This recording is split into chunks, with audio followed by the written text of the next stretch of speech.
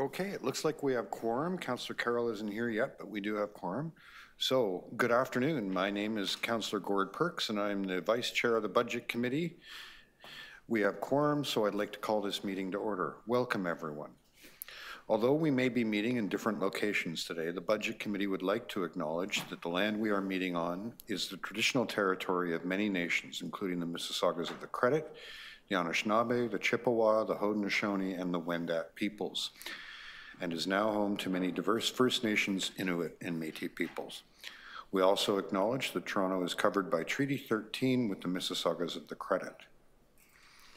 Though I am not a person of African descent, I am committed to continually acting in support of and in solidarity with Black communities seeking freedom and reparative justice in light of the history and ongoing legacy of slavery that continues to impact Black communities in Canada. As part of this commitment, I would like to acknowledge that not all people came to these lands as migrants and settlers. Specifically, I wish to acknowledge those of us who came here involuntarily, particularly those brought to these lands as a result of the transatlantic slave trade and slavery.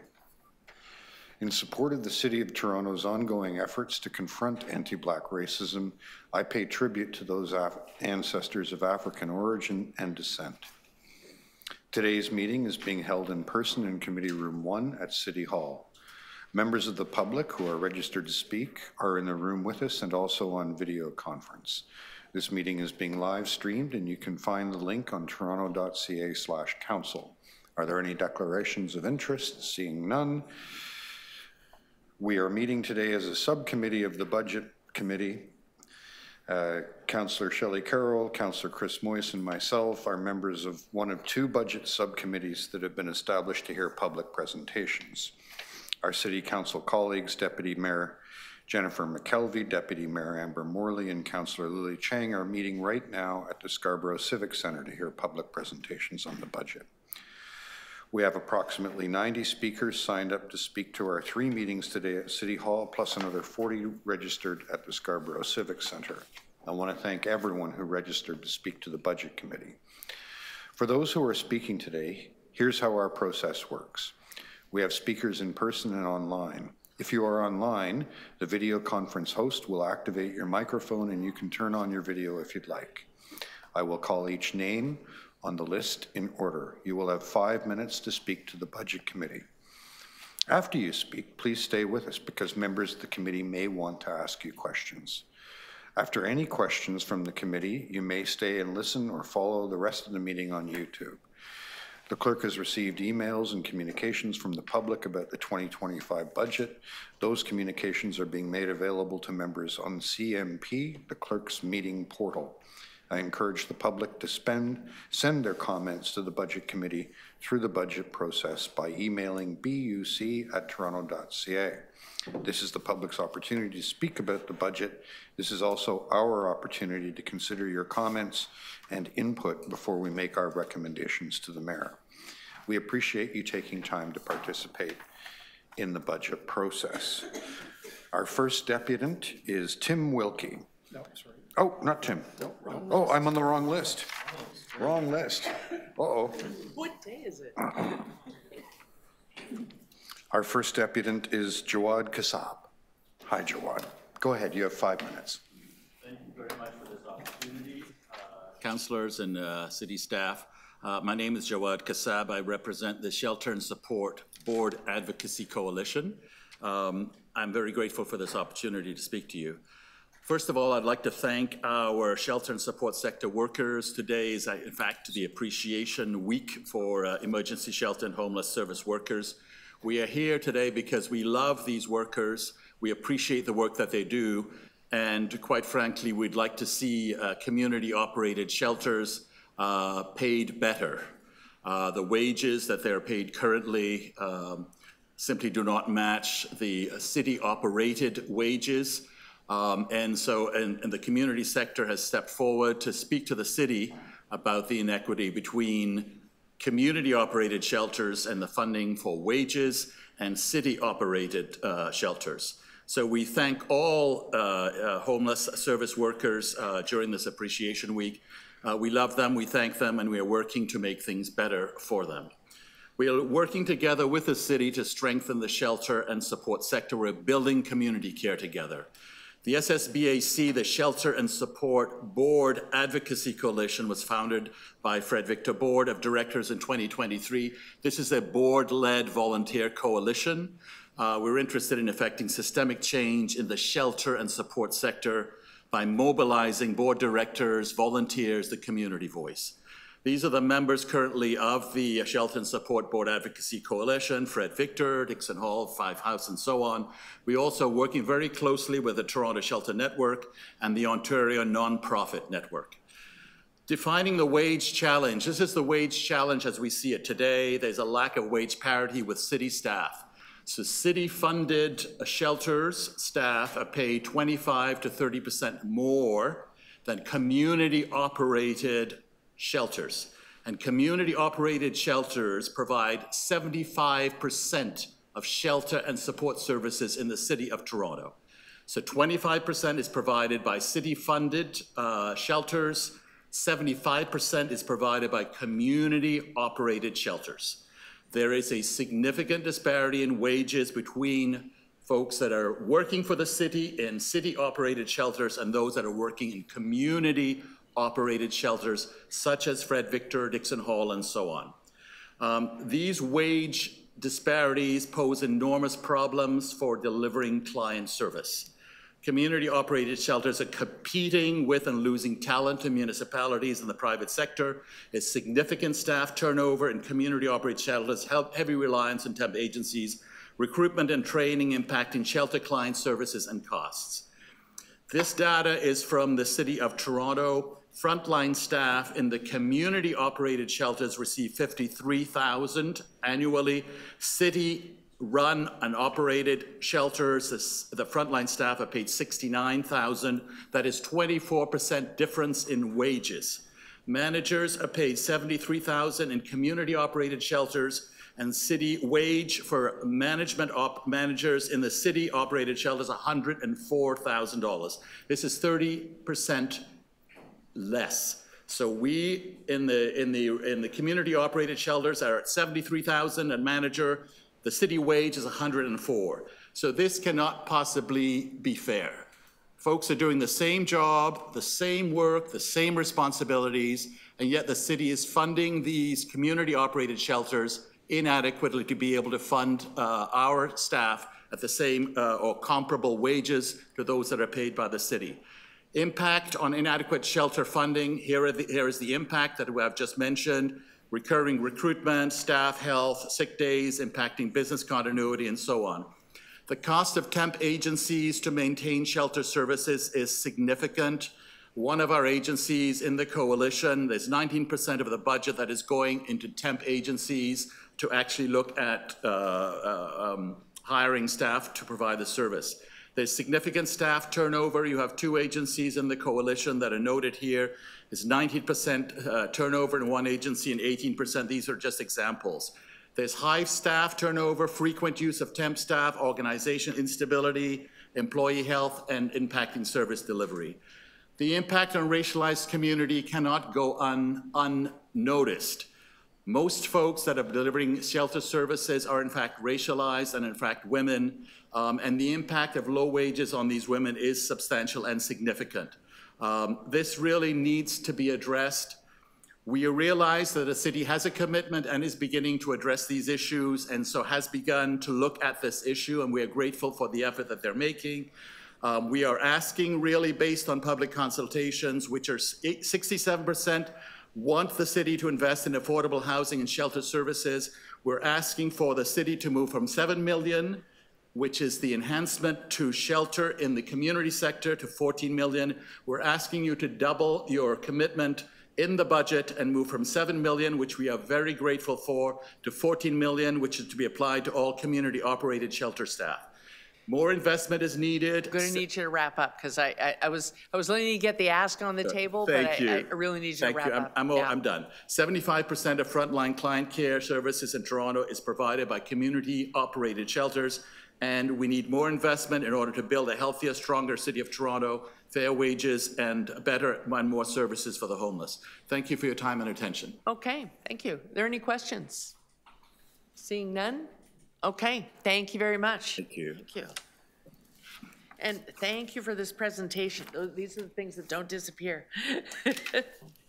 Okay, thank you. I have Edna Norty next from the Toronto Youth Cabinet, Randall Barron-Chong after that, and Michael Green, just so that people can start getting ready.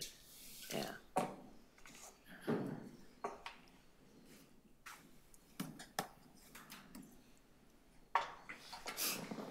Thanks. Okay, good afternoon. Hi, Edna. Good afternoon. Okay, go ahead. You have 5 minutes. Thank you. Good afternoon, councillors and fellow Torontonians. I'm Edna Norte, newcomer co-lead here at the Toronto Youth Cabinet, the City of Toronto's official youth advocacy body, and a current senior at William Lyon Mackenzie CI. I want to share the following headlines from articles published within the last week. Toronto metropolitan population hits 7 million thanks to immigration. Toronto Star. Ottawa slashes funding and programs for newcomer agencies amid cuts to Canada's immigration targets. Toronto Star. 1/3 of Ontario newcomers felt they felt safer in their home countries. CBC. These articles all showcase the reality of being a newcomer in Canada, and more importantly, right here in Toronto. It's getting no easier to be a newcomer, let alone a young newcomer in this city. Federal policies and overarching budget constraints complicate matters by prioritizing numbers over the quality of settlement experiences, quantity over quality. In my work at the TYC, my co-lead and I have seen firsthand the impact these budget cuts can have, ending phenomenal programming and leaving newcomer people without support and like-minded networks. It then falls on us, the City of Toronto, to make sure we are actively doing our part to ease this accumulated burden. This year's budget discussion offers a unique opportunity to end this and make a change once and for all. We must address the issues of newcomer youth, the keepers of Toronto, and prioritize investments in youth-specific programming and not only address the immediate needs, but pave direct pathways for long-term success. Rising youth homelessness, all-time high youth unemployment, and more are all barriers that are affecting youth. Firstly, youth unemployment is a critical issue. We can no longer have youth feeling helpless in their own city, facing anxiety at whether or not they will acquire meaningful and gainful employment to live comfortably within Toronto.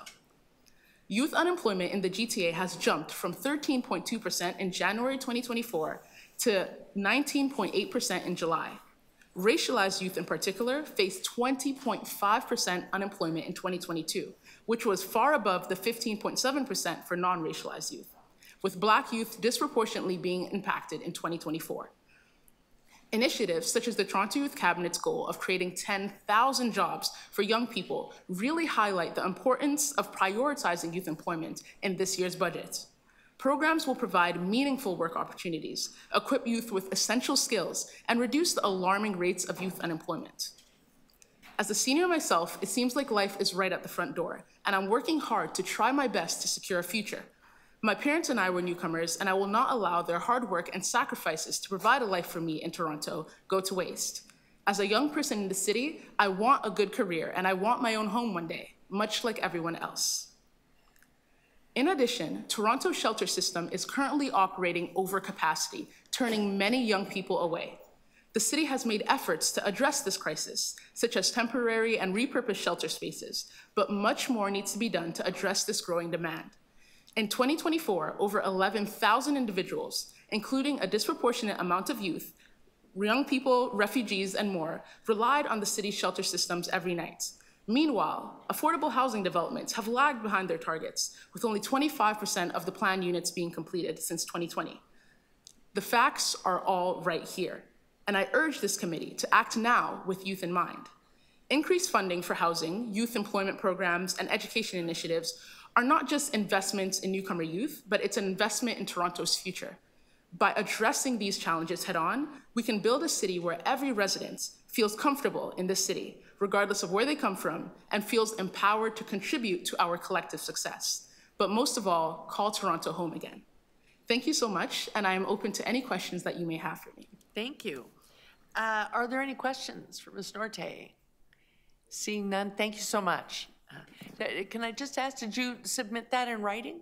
I can submit in writing, yes. Yeah, if you wanna send it to the clerks at buc@toronto.ca, it can be included as written. Yes, thank you so much. Yeah.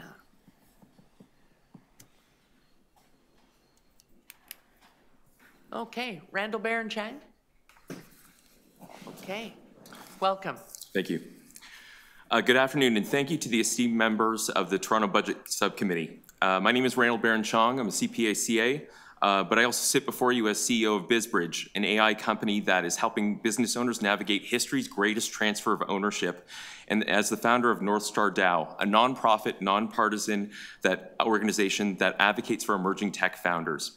I'm offering a unique perspective as I interface both with the leading edge technologies like AI, while speaking to the traditional mom and pop small business owners in Canada around the world. And I've spoken on this subject for the City of Toronto's SBEC, various BIAs, and chambers of commerce across the province.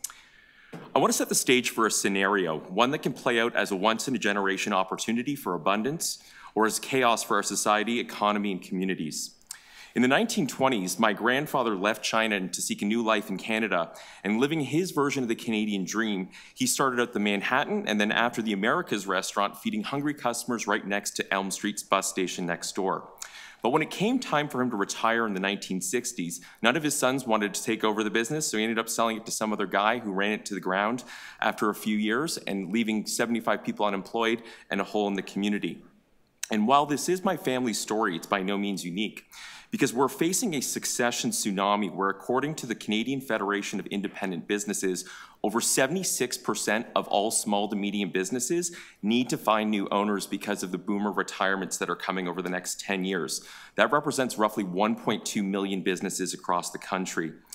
This unprecedented shift is primarily driven by the aging baby boomers, with 75% citing retirement as the reason for exiting.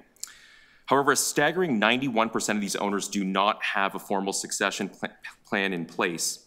And that's over $2 trillion in assets that are in jeopardy. And the impacts of this could be massive to our communities. But herein lies the opportunity. One generation's exit is a new generation's opportunity to own. It's far easier to take an existing cash-flowing business than to try to start one from scratch. But it requires planning. Governments around the world, including provinces such as Quebec, BC, and Atlantic Canada, have set up organizations, committed funding, and provided services to support these transitions. From match funding for consulting services to support those transitions, to buyer matchmaking, to funding upskilling of teams to take over the businesses. The city needs to take action in a similar suit, lest we risk destabilizing our local communities, creating streets lined with empty storefronts, franchisification of our community, foregone tax revenues, and the loss of thousands of jobs over the next 10 years. And at BizBridge, we're wielding AI to make it easy and accessible for such planning, because we see the technology of AI as one that can be something that's helpful rather than be destructive. And like any technology, like splitting the atom, it can create massive destructive forces, or it can power entire cities like it does in Pickering. So now's the time we must acknowledge the evolving landscape shaped by artificial intelligence, an exponential technology that waits for no one, and certainly not the pace of bureaucracies and regulators. You know, humans have never been the strongest, fastest, or hardiest of all species. It's been our intelligence that has asserted our dominance. But for the first time in history, there's a technology that can dethrone us from this position of power or elevate us to an entirely new level. The 2050 horizon for artificial intelligence, the ability for it to exceed or meet human cognitive capabilities, is far too far away. We believe it's closer to 10, 5, or even 3 years away. And while AI promises efficiency, innovation, and can unlock new prosperity for everyday Torontonians, it can pose significant challenges to how we may know employment today.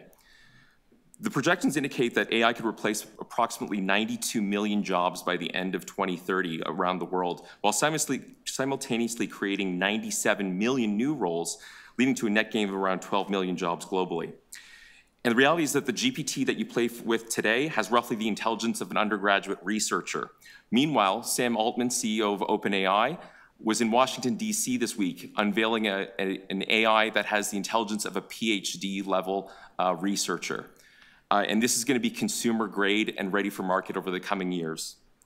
So who's going to be most affected? Administrative and support roles, roughly 500,000 positions in Canada. Manufacturing workers, up to 2 million manufacturing jobs in Canada could be up for grabs. White-collar jobs, the CPAs and CAs like me, they will be most likely to be first impacted, and low-income workers. So skipping ahead in my long speech, I want to create the asks for this committee to consider. We need to think about the long run. We need to think about resiliency of our economy in the face of exponential technologies. We need to support succession planning through those consulting services, advisory services, and match funding. We need to develop an AI strategy for Toronto that takes a whole of government approach, and we need to start thinking about job transition programs that build for the future. Thank you. Thank you. Are there any questions for the deputy? Seeing none, thank you so much. Absolutely. Okay. So I'm just going to go through a couple of names. Michael Green next. Oh, there we go. Bev Herskovich next, and then PJ Lemieux. Michael, welcome. Thank you. Okay. You have 5 minutes. Good afternoon. My name is Michael Green. I'm a resident of Davenport Riding, and I've lived in Toronto all my life. I enjoy walking and cycling around the city, and I'm most concerned about climate change and its impact on the city and the budget provisions concerning it. I'm a member of several environmental organizations, but the views that I'm expressing are my own. Canada's carbon emissions have increased between 2000 and 2023.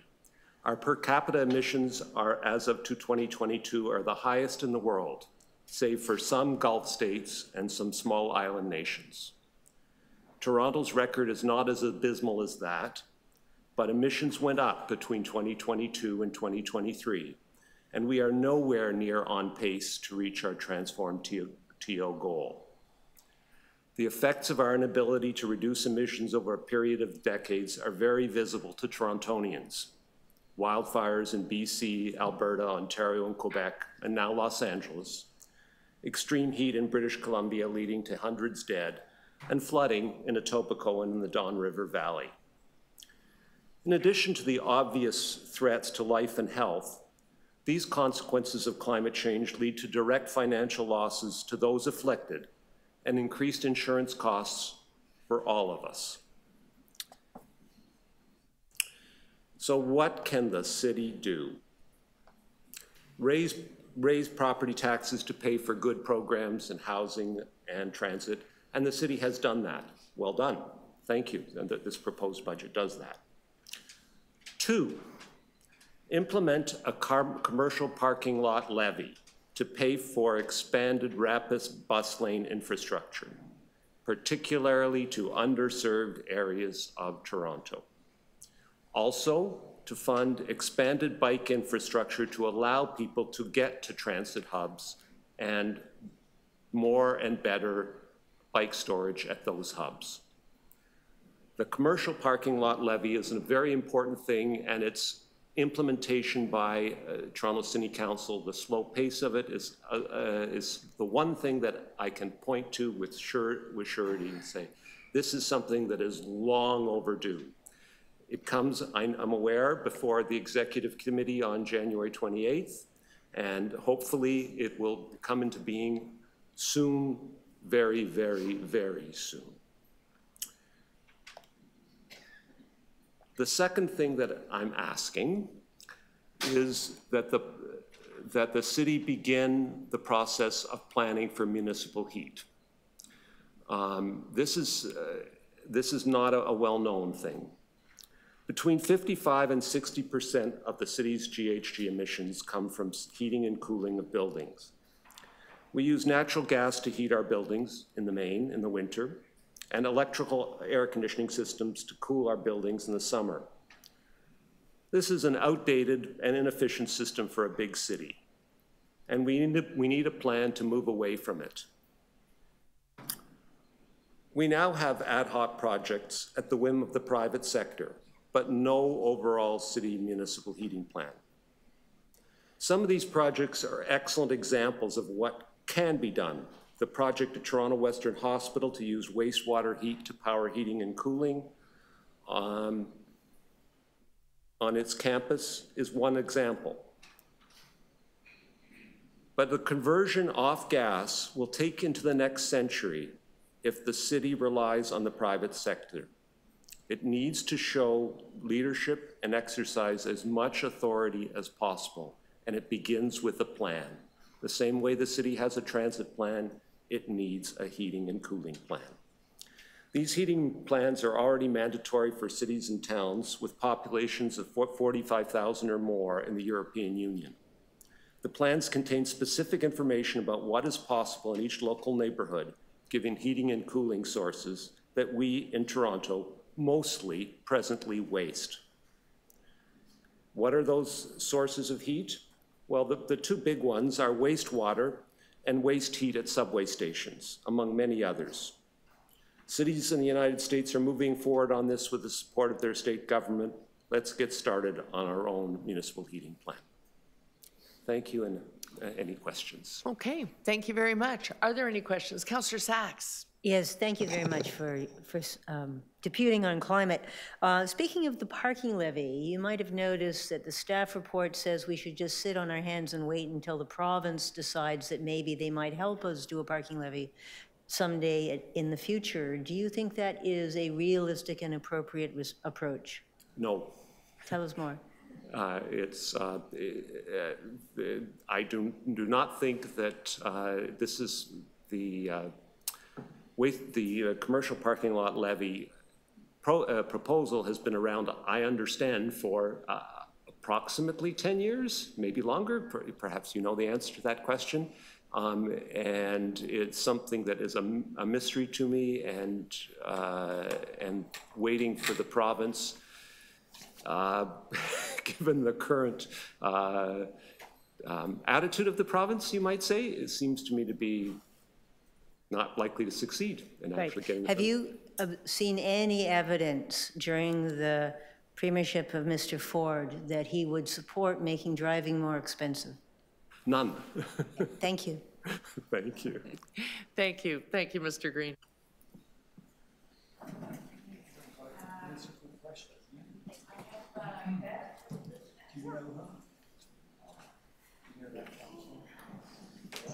Can you hear me? Yes. It feels like it's far away, but okay, great, thank you. Hi everyone, my name is Bev Herskovich. I am a woman with so-called invisible disabilities living in Ward 12, Toronto, St. Paul's. I am also an access animator for the GTA Disability Coalition, a group of organizations that aims to advance the accessibility, voices, and inclusion of disabled and deaf people across the GTA. It's no secret that we're in a housing crisis, but like with many other areas of society, people continue to overlook the fact that disabled Toronto residents disproportionately struggle to find affordable housing. Please, when the Mayor and City Council focuses on their housing investments in the 2025 budget, I implore you to consider the critical needs of this equity-deserving group. Disabled people need to be supported if you actually want to improve equitable access to housing for all. People with disabilities are 4 times more likely to experience homelessness, as underscored in research from the Canadian Human Rights Commission. And it's no wonder when all provincial disability payments across the country, including Ontario, keep recipients below the poverty line, even when you factor in the very meager amount that will be included in the upcoming Canada Disability Benefit from the federal government that they promised to provide. This disability housing crisis has many causes. Yes, poverty is definitely one of them. According to the advocacy group Disability Without Poverty, they recently shared that the poverty rate for people with disabilities is twice as high as for people without. But the right type of housing is also often not there for many people. Even in 2025, the year our province was supposed to become fully accessible. Yes, it's the Ontario government's responsibility to ensure that our human rights are met, which includes ensuring access to housing. But our city doesn't have to wait, and you can do better. I'm glad that in the proposed 2025 budget, the city wants to increase the amount it invests in affordable housing. Please allocate some of those funds towards creating more accessible, affordable housing specifically, as that is not a current priority in the current budget. In the fall of 2024, Council asked staff to update the city's affordable rental housing design guidelines to support the delivery of more accessible rental homes and include standards for implementing universal design. I urge you to please make sure that this initiative receives adequate funding. Our community desperately needs this. It's also economically advantageous for the city to invest in building the vast majority of housing uses with adequate universal design principles. Kate Chung, co-chair of the Accessible Housing Network, one of our coalition's members, recently published a letter in the Toronto Star discussing how the government might save millions of dollars by building accessible housing. It would save money by leading to fewer falls, ambulance calls, ER visits, hospitalizations, reduce caregiver burnout, and costs for long-term care facilities, and by improving quality of life in other ways that empower disabled people to participate in the community. Of course, we also need to support disabled people in the short term by addressing their urgent affordability needs. For example, the rent bank. I'm glad that the 2025 city budget is investing in expanding the program to support 300 more households. And I should note that disabled people disproportionately apply to this program due to disability poverty.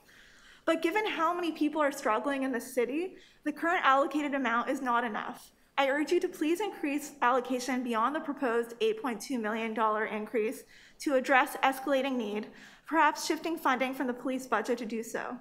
People with disabilities in our community need and deserve your support.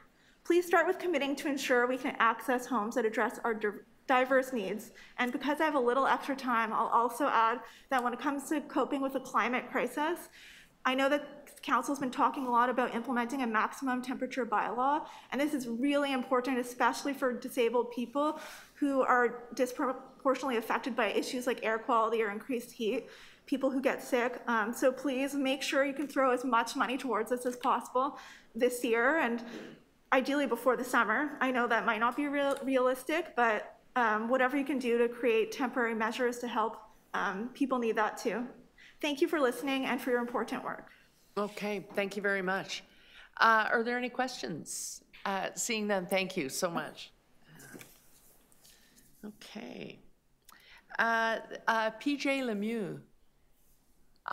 Okay.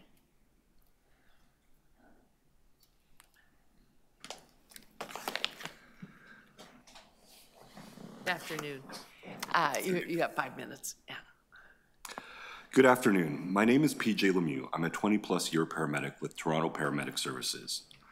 Paramedics have had long-standing significant concerns about our growing inability to provide the quality of emergency services that our citizens depend on and deserve.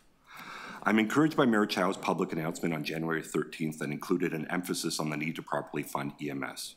Furthermore, we acknowledge the increase of 15.3% to TPS's budget as outlined in the 2025 budget overview on January 17th. These steps are in the right direction to start addressing the dire circumstances that TPS finds itself in after over a decade of underfunding. We are hopeful that this is the beginning of structural changes that will meet the needs of the future. But today, our staffing levels do not meet the needs, and the public is regularly at risk. The ability of the EMS system to keep pace with the exponentially increasing demands of a growing and aging population with more complex care needs living in the community has been deteriorating for many years. After reviewing the AG's report released in June, TPS annual reports, the 2013 third-party ProMax report, and data obtained by the union via numerous FOIs, it is without any hyperbole that the EMS system is in crisis. Anyone who has seriously reviewed the data currently available, without doubt, will see this. We simply don't have near enough paramedics to service the call volume in a timely manner on a regular basis. To this effect, consider these facts. As of 2024, we have approximately 1,320 frontline medics with a budgeted planned increase of only 95 frontline medics after adjusting for attrition and planned administrative roles. In 2024, paramedics were dispatched to approximately 500,000 distinct calls. This number is referred to as the run numbers, which resets at 0 every January 1st, which tipped over 500,000 for the first time in late December 2024. Using very conservative estimates, it takes 10 paramedics to staff one ambulance 24/7, 365. Therefore, with today's 1,320 frontline medics, we can only staff at most 132 ambulances. This is consistent with the AG's report that noted that the Toronto Paramedic Services has 234 ambulances. However, on the best staffing day of the year, was only able to staff 126, or 54% of them. We have the ambulances. We do not have the paramedics. We have an urgent staffing issue. We lost 500 paramedics in the last 5 years, and this service struggles to attract new hires who often opt for neighboring services. We have no retention plan and not enough funding to hire. This has consequences, as outlined in the AG report itself. The AG noted in 2003, the incidence of low ambulance availability, defined as 5 or less available ambulances for the whole city, averaged a total of 2.5 hours a day. The longest single one of these episodes was 7 hours and 6 minutes on October 28th. Code Red, defined as incidences of 0 ambulances availability, increased dramatically from 29 incidents in 2019 to over 1,200 in 2023. 0 ambulances for a population of 2.8 to 3 million. Think about that. Furthermore, in 2023, the AG reported 87 incidents where it took ambulances over 20 minutes to arrive on scene of a sudden cardiac arrest. Here's the facts. In these cases, survivability is measured in seconds. Brain death starts to develop at approximately 4 minutes, and chances of survival decrease by 10% per minute. How would you feel waiting 20+ minutes if you were doing CPR on your family member? How would you prioritize EMS funding in that moment? Lastly, when considering the third-party POMAX report of 2013 and projecting to current needs, in 2013, the call volumes were approximately 220,000. We had approximately 1,200 medics. The report strongly recommended an immediate increase of 223,451 vehicle hours to meet the demand, which translates into approximately 255 medics. This would have brought the total of frontline paramedics to approximately 1,455 in 2013, if it had been implemented. It wasn't. And now, 12 years later, we stand at 1,320 medics, or 135 less than the staffing targets from 12 years ago. Meanwhile, call volumes have been continuing to grow at a rate of 3 to 5% year over year. Based on current volumes, we need approximately 3,000 frontline medics, not the 1,320 we have. It's no wonder it can take over 20 minutes to arrive to a sudden cardiac arrest, or that we had 0 ambulances to send 1,200 times in 2023. In conclusion, there we go. In conclusion, we are severely understaffed. We are unable to respond adequately to 911 calls for help, and there appears to be no substantive plan in place to remedy the situation despite having a clear picture of the problem since 2013. We need your help. Thank you. Okay. Are there any questions? Councillor Sachs. Yeah, thank you very much for your presentation. We know that you guys work incredibly hard under very, very difficult circumstances, and then it just got worse and worse. One of the stats that leaped out of the briefing note was that you spend 60% of your time sitting in hospitals trying to unload people. Is there not something that could be done better to staff those rooms? I mean, I know we can't make the hospital or the province do their job, but surely there's something better than having a paramedic spend 60% of their hours just cooling their heels. Is there not someone else comparable to the special constables or a less skilled, less expensive person who could just sit in the waiting rooms with the patients? I'm glad you brought that up, because it's often brought what we used to call offload delay, which is now sort of morphed into hospital times, is often pointed at as the reason that we don't have the resources. But that is a lot of smoke and mirrors at the end of the day, because what's really happening in those minutes that we're on there, if you think about the steps, you know, we have significant medical expertise. We get to the hospital. We have to speak with triage. They have to categorize the patient in terms of the level of distress and priority based on the types of beds available in the ER. From there, assuming we even get a bed immediately, which is pretty rare, unless they're critical, then we have to go to that area, offload the patient physically, give a report to the nurses to give them a what's up of what has happened with the patient, what our findings were, what the past medical history was, what kind of interventions we did, what our main concerns are, and everything related to that. If we have family members in tow, we're also explaining to them, and we are often helping with the registration process. All of that takes time, and all of that is work. Yes, we are at the hospital, but that is work, and we're not done. After we offload the patient, then we got to leave that, assuming we've done everything else. We still have to do paperwork, which is ministry mandated to be completed by the end of the shift. We also have to clean our equipment because infection control, we have to make sure everything's clean before we go to the next patient. And we have to restock our truck.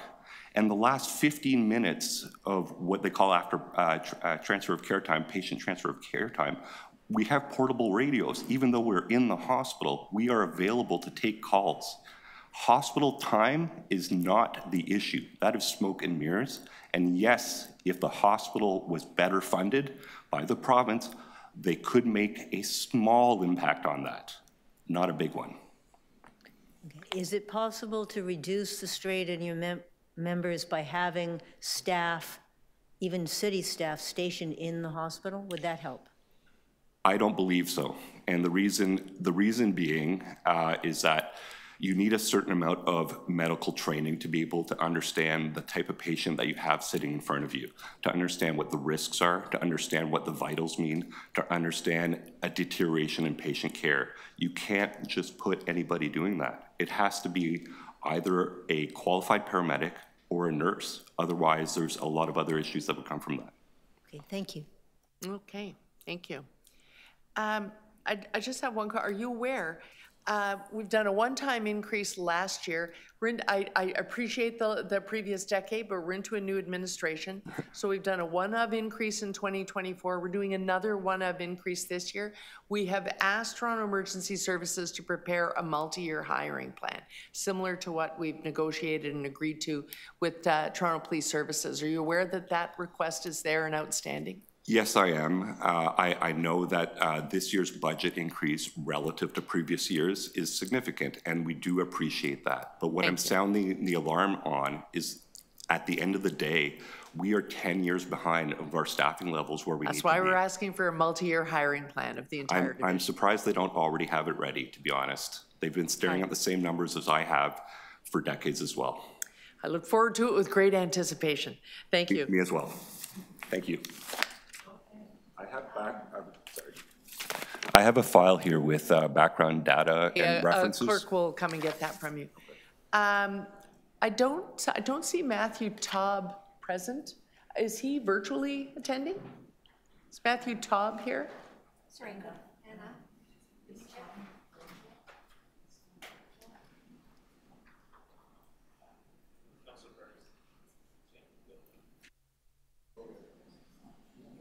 Okay, so I'm gonna leave that for now. Do I have Alyssa Gale? Then I have Diane Chan McNally, and then Anthony Nolan. Is Alyssa Gale here? Okay, go ahead. Okay, perfect. Hi. Welcome. Hi, good afternoon. Thanks so much for having me. Go ahead. My name is Elisa Gale. I'm a member of Jews Say No to Genocide and Independent Jewish Voices. I live in Fort York, Spadina. I'm a health worker at a hospital in Toronto. I want to recognize that we are on the lands of Haudenosaunee, Anishinaabe, Wendat, and Mississaugas of the Credit First Nation. And I want to recognize that I'm a white settler speaking to you today from stolen land. My deputation could really be 60 seconds. There are people literally dying on the streets of Toronto, and we are pouring millions and millions of dollars into policing people, from the outrageous budget of the TPS to TTC fare cops to policing encampments. And as so many incredible community members, advocates, and unhoused people have been saying, and some of those people are in this room, there is a crisis, lack of affordable housing, dearth of safe emergency shelters, warming and drop-in centers. These are not natural disasters. These crises are a direct result of our city's policies and budget choices. Our city chooses to fund cops over people, and our city is continuing to fund a racist, violent, militarized police force, and now being asked to approve another outrageous TPS budget increase. Police do not keep us safe, and we've heard this for decades and decades from communities. Police cause harm. And today I keep in heart and mind the families and loved ones of Sammy Ateem, Regis Korchinski Paquette, Edmund Yu, Bobby Ramroop, and the many Black, Brown, Indigenous people, unhoused folks, sex workers, people in emotional crisis, poor people, and people using supervised consumption sites who have been targeted and continue to be targeted, brutalized, and criminalized by Toronto police. We also continue to see TPS using political policing to criminalize dissent and Palestine solidarity protests. For the past 15 months, we have witnessed police violently assaulting people, using illegal tactics and consistently trumping up charges. People have been brutally attacked, pinned to the ground, punched in the face, and have had their homes violently raided simply for speaking out against the Israeli genocide in Gaza and the ongoing occupation of apartheid in Palestine. My Jewish family and I have been participating in the Palestinian-led demonstrations, and we all walk past lines and lines of public order cops on horses, and I can assure you they are not there to keep us safe. Since October 2023, the TPS Hate Crimes Unit has led Project Resolute, which is dedicated to surveilling, criminalizing, and demonizing the Palestine Solidarity Movement. Every single trumped-up charge falls under hate crimes, including allegedly using washable paint in front of the US consulate, protesting the US involvement in Israel's genocide. As of October 2024, the cost of Project Resolute stood at $20 million. And as was noted, Project Resolute overspent $40 million last year. They are weaponizing anti-Semitism as yet another justification to increase the police budget. And let me say that exploiting anti-Semitism as a strategy to suppress condemnation of Israel's apartheid and genocidal regime is not new. It's been promoted by the Israeli government for decades and continues to be exploited by CIJA and B'nai B'rith. B'nai B'rith and CIJA claim to speak for all Jews, but as we know, we are not a monolith community. They also claim that our Jewish community is under attack and that we are all worried about going to school or work. The only fear I have experienced in the last 15 months is Zionist counter-protesters at rallies and cops at rallies who have assaulted me. Anti-Semitism is real and deeply concerning, but the weaponization and political exploitation of anti-Semitism is profoundly offensive as a Jew. Despite the police violence and repression, people of conscience will continue to be in the streets to demand justice and liberation for Palestine. As many communities have said, we say enough to racial profiling, surveillance, pathologizing, and criminalizing people. Enough to using our tax dollars to fund state violence. We need the city to fund our communities and care resources. The police do not keep us safe. They do harm. We keep us safe. Defund, disarm, dismantle, abolish. Thank you. Are there any questions for the deputy? Seeing none, thank you very much. Thank you. Okay. Diana Shan McNally. Then I have Anthony Nolan and then Ann Borden. Okay. Hi, Diana. Hi, everyone. I have been a supervised consumption site worker without ever having worked in a supervised consumption site. For 3 years, before the first permanent supervised consumption site opened in Toronto, I responded to overdoses, usually 1, sometimes 2 a week, at the Meeting Place, a daytime drop-in center located at Queen and Bathurst. People felt safe there. They were always welcome, and the staff treated them with respect. They used drugs there because there was no other space, no supervised consumption site for them to use. This included people living in shelters, people sleeping rough, and people living in precarious and low-income housing. This is important because daytime drop-ins are the only social service that captures all three demographics. We're a hub that catches priority groups who are disproportionately impacted by the toxic drug crisis. I remember asking Chris, a really brilliant young man, why he chose to use drugs at the meeting place. And he said it was because he knew that someone would walk by in case anything ever went wrong, and that the staff knew how to respond and with empathy, all of which is true. But responding to overdoses was not my dedicated task. I did not have the ability to closely monitor everyone using drugs in the drop-in space. We had 200 people a day coming in through our doors seeking food, clothing, and support with housing and healthcare. We were a 2-floor center with multiple rooms, and there was a lot of ground to cover. It usually took me 10 to 15 minutes to complete my rounds, with multiple people asking me for support all along the way. I often did not find people in time. Luckily, not to die, and we are so lucky that no one ever died in our space, but to prevent critical injury to their organs, including to their brains, through oxygen deprivation. I didn't always catch people before they had vomited while unconscious. And I remember scraping the vomit out of the nose of a young woman just to be able to get the nozzle of naloxone up into it. I didn't always catch people before they were blue in the face and barely breathing or even not breathing at all. And I remember performing CPR on my peer worker, Kyle, and the feeling of snapping his ribcage while pressing the floating bones of his chest directly down onto his organs. It is the worst feeling that I have ever experienced in my life. And he lived. I'm so lucky that he lived. But I could not look him in the eye for months afterward because I was traumatized by what I had to do to him. I tell you these stories because I know that when the provincial government shuts down supervised consumption sites, and they will shut down in 70 days, daytime drop-ins will once again be your de facto supervised consumption sites because people know someone will always be nearby, and because they know we're both well-trained and well-practiced in how to respond. They trust us, but we are very inadequately resourced to handle what lies ahead. The city gave daytime drop-ins their first funding increase in a decade last year, and I really want to thank you for that. I asked for $1 million and it was built into the budget, but our operating budget, which only funds 22 of the city's 55 daytime drop-in centers, is still just $5.9 million. The staff-prepared budget currently builds an increase of $400,000, but it's not going to be enough. That's salaries of perhaps 6 or 7 workers at best.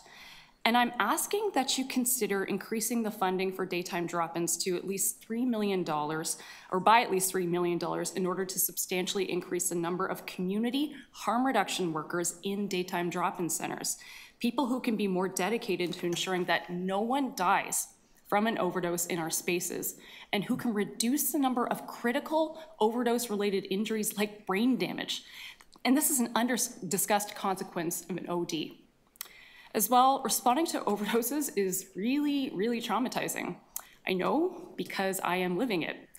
I do not want to have to go back to doing this work, but I will because I don't have a choice. And for this reason, I also ask that the $568,000 for staff wellness and equity initiatives for staff in city-run shelters only be doubled, and that these initiatives be extended to staff in daytime drop-ins, as well as to city-funded shelter staff and to outreach workers. Drop-ins need more harm reduction workers. This is urgent because it's coming. We will be your first responders to overdose. And in doing that work, drop-in workers, we will need more care for ourselves, clearly, but also to ensure staff retention and sustainable services for our communities during the very, very dark times that lie ahead. Thank you. Thank you so much. Are there any questions? Seeing none, I just want to ask Diana, because you don't run the center, but you're speaking in your own voice today. Yes. Okay. Have you talked to some of the other drop-in centers in the network? Or Absolutely. They're anticipating being the place that fills the gap? This is what happened before we had supervised consumption sites, and it took, I'd say, 6 months to a year to get people comfortable with those new sites. So we were handling overdoses predominantly for that as the de facto sites for that. Okay, thank you very much. Thanks for this, yeah.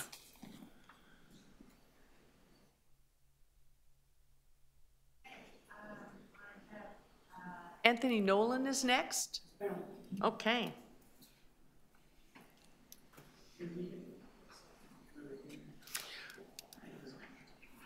We still have quorum with the two of us, and Councillor Pertz will be back in a minute. Yeah, okay. Okay, council staff is not on the committee. We have a lot of. Mr. Nolan, I really need to keep the list moving along. We're here till 9:30 tonight, but it's a long list. So, yep, that's right. I have a copy of that if you want. If you want to give your deputation on that side of the desk, and then clerks will pick up the copies. Yeah. This is for each councillor? Yeah.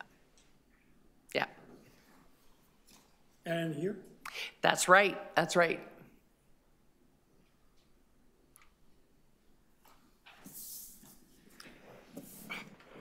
Okay, thank you. You are 5 minutes. I'm Anthony Nolan. This proposed 6% property tax increase for calendar year 2025, combined with an already imposed tax increase of 10% for calendar 2024, making a combined tax increase of 17% in just 2 years, places a burden upon the working people of Toronto that is unsustainable and unjustified.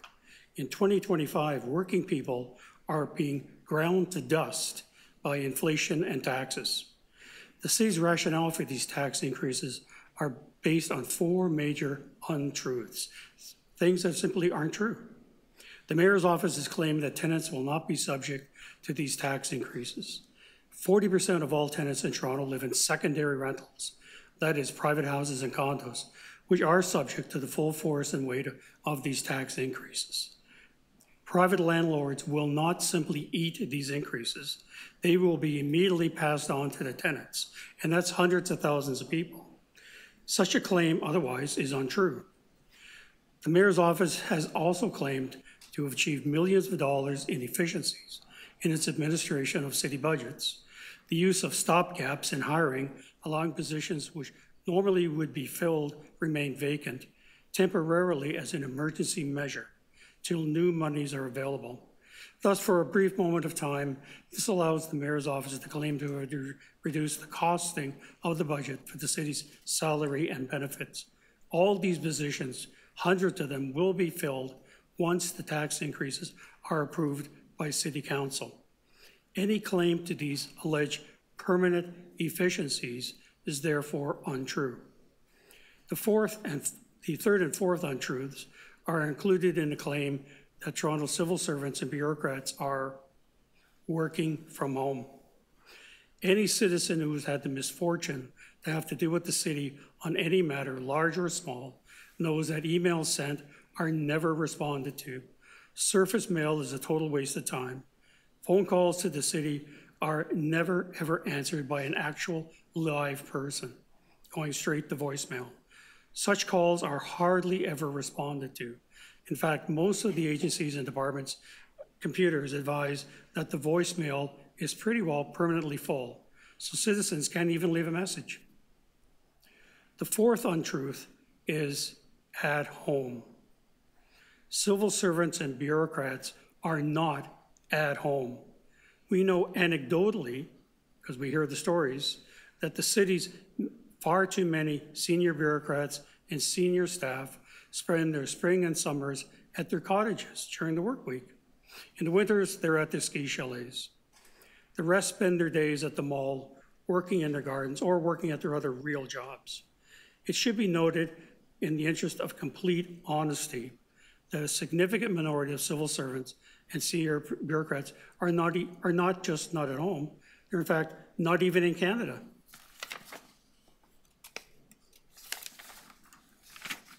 Recently, the city has announced in the MSM that the costing of all major projects for the repair and maintenance of the city's rapidly crumbling physical infrastructure, costings of mega billions of dollars, have been alleged. These announced costings must be viewed by city councillors, you, with the greatest suspicion. Not once in a generation has the city ever got the true costing of any project accurately. Corruption, malfeasance, incompetence, laziness on the part of the city's managers guarantee that the eventual cost will be multiples of the original official estimate. City councilors must not allow themselves to be buffaloed, baffled, intimidated by senior staff. Make them show you the numbers and how they arrived at them. This is basic grade 8 arithmetic. It's not calculus. You are the last line of defense, in fact, the only line of defense between us, the people, and the utter bankruptcy of the City of Toronto, a city which we all love. Thank you. Thank you so much. Any questions, Councillor Royce? Seeing none, thank you so much. I can give you an example. No, I'm sorry, cost overruns. Once your deputation is done, unless there are questions from the committee, then I have to thank you for your time. Yeah, thank you. Okay. Okay, I have Ann Borden. Oh, okay, welcome. And let me just, coming up after Ann, I have Candace Zhang, Sebastian Dechter, and Zach Bradley.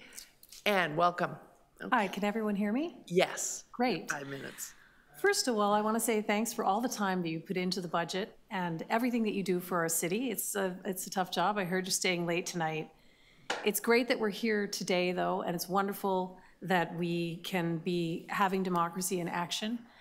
These kind of community forums are so incredibly important also, so thank you for everyone for showing up and deputing. My name is Ann Borden King, and I'm the co-founder of Autistics for Autistics. I notice my time isn't running yet. Should it be started? Oh, sorry.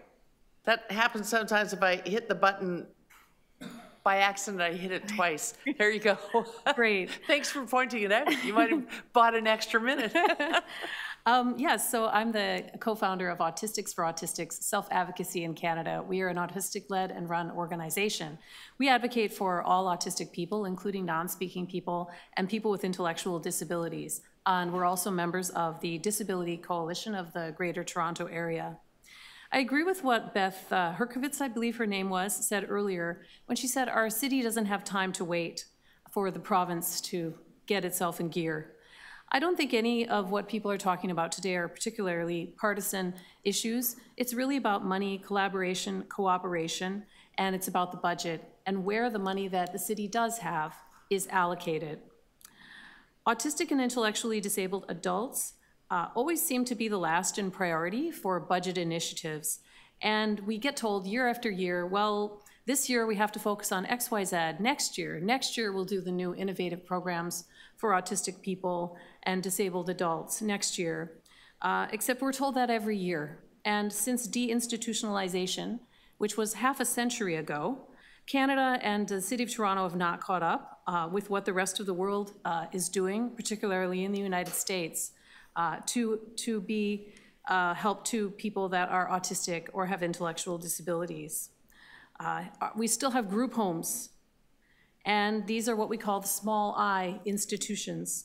Group homes are a terrible place to live. They're segregated, and there's a lot of abuse. There's little oversight, and there's basically no one keeping an eye on what goes on in those places. The city needs to step in and really do oversight in the group homes. And the ultimate goal, of course, would be phasing group homes out in favor of independent, supported living. Because every autistic person and every intellectually disabled person that I talk to wants the same thing. They want to have their own apartment with roommates, where they can go in the fridge anytime they want, not the group home model at all. And they want to have a part-time job with some accommodations at their job. They want to work. And what we need to do, I think, is to, first of all, educate and incentivize employers to hire part-time autistic and intellectually disabled workers through pilot programs. If it isn't being done by the province, then the city can pilot something. Somebody has got to get started on this because people are just sitting at home in their parents' house or in a group home, and they're not able to launch. And it's very, very important for their futures and for our city and for inclusion to allow that to happen. I think also, obviously, if we were to phase out group homes, then we need to look at models in other cities. And there is a rich range of models, particularly in US cities, but even in Ottawa with the Live, Work, Play program. Models for people with intellectual disabilities and autistic people to have their own place with supports in place, just like other disabled people have. It's really time to move forward and catch up with what everyone is doing in other cities. And we know a lot. We've written reports to the federal government on this as well. And we would love it if you'd reach out to us. Our website is the number 4A, so a4aontario.com. And our email address is a4aontario@gmail.com. And we'd love to talk about the options that are available for the city. And we'd like to see it start happening because people are just waiting for this. Autistic and intellectually disabled people really are supposed to be a part of the city of Toronto, but more needs to be done to create this inclusion and to create futures for everybody. And I actually think I'm done, so I'm a little early. I'll just yield my time for questions. Okay, Councillor Moyse has some questions, so hang in there. Just one. I didn't realize, I don't think, the city actually runs group homes. I thought it was CAS and other agencies, nonprofit organizations that ran group homes. What we're asking for is regulation and monitoring of group homes. And if the province is not stepping up to do this monitoring to stop abuse in group homes, then we need to come up with a different model, or the city needs to put more pressure on the province to stop human rights abuses, which happen every day in our group homes and are unreported because a lot of them are public-private partnerships owned by big corporations, and a lot of terrible things are happening in these spaces. In addition, other cities in Canada, as well as cities in the US, are taking initiative as cities rather than relying on the province or the state to begin pilot programs for independent supported living, like, for example, the Live, Work, Play program in Ottawa, where a person with an intellectual disability or who's autistic can have their own apartment with a roommate without it being a segregated group home. So that's a pilot project that the city could begin to start to do, rather than just waiting for someone else to do it. I would hope the city could take initiative on that. But are group homes not provincially regulated? They're not monitored. They're provincially licensed. There's no regular monitoring. A lot of them are run by private companies, and nobody's coming in and keeping track of what's going on in there. That's why people are getting strangled and hit, and people that work in group homes end up being prosecuted. There's a lot of violence. The vetting of the people that work in the group homes is also not universal. They're allowed to even hire people that do have a criminal record. Even there have been instances where someone who had committed abuse in a former group home was hired by another group home, because they're not keeping track of how this is all happening. It's very corporate structure as well in a lot of the group homes run by these giant corporations. They're not keeping track. They're moving people around like chess pieces, and the humanity is really lost. And we certainly hear about a great deal of abuse in these spaces. I don't disagree with any of the comments you've made, but I'm just thinking there are group homes across the province, and wouldn't it make more sense to be provincially regulated? I think it would make sense, given, of course, we're also speaking to the province about this, and we're also speaking federally. We're getting a little more traction with certain people in the opposition to the federal government, interestingly, who are more willing to do this. But I would like to see the city, like other cities, particularly in the US, and I can certainly share with you how cities have taken control of regulating and monitoring group homes to make sure that it happens, as well as initiating pilot projects that are not a group home, that are just an apartment, so that, you can launch a pilot project to do right now in housing, to make sure in community housing, to start to set people up with something that's a better alternative than the group homes. We've got another, how long? Probably another decade of the current provincial government, and we don't have a decade to waste. So I think it's time to think outside the box and start to come up with better solutions. Okay, thank you.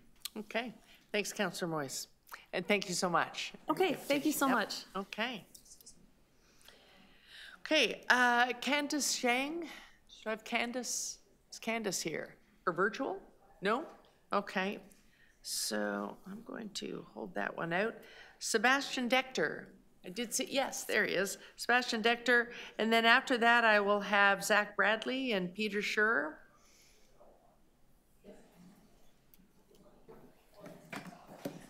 Welcome. Hello, my name's Sebastian Dechter. I'm here because of Progress Toronto. I was born and raised in the city. I'm a resident of Parkdale High Park. I'd first like to say that I support all the investments this budget makes in housing, transit, libraries, and city programs. I understand the added price tag for Toronto homeowners, but I think it's worth it for a city that works to take care of its most vulnerable people and expand programs that benefit everyone. And so for that reason, I support the property tax increase.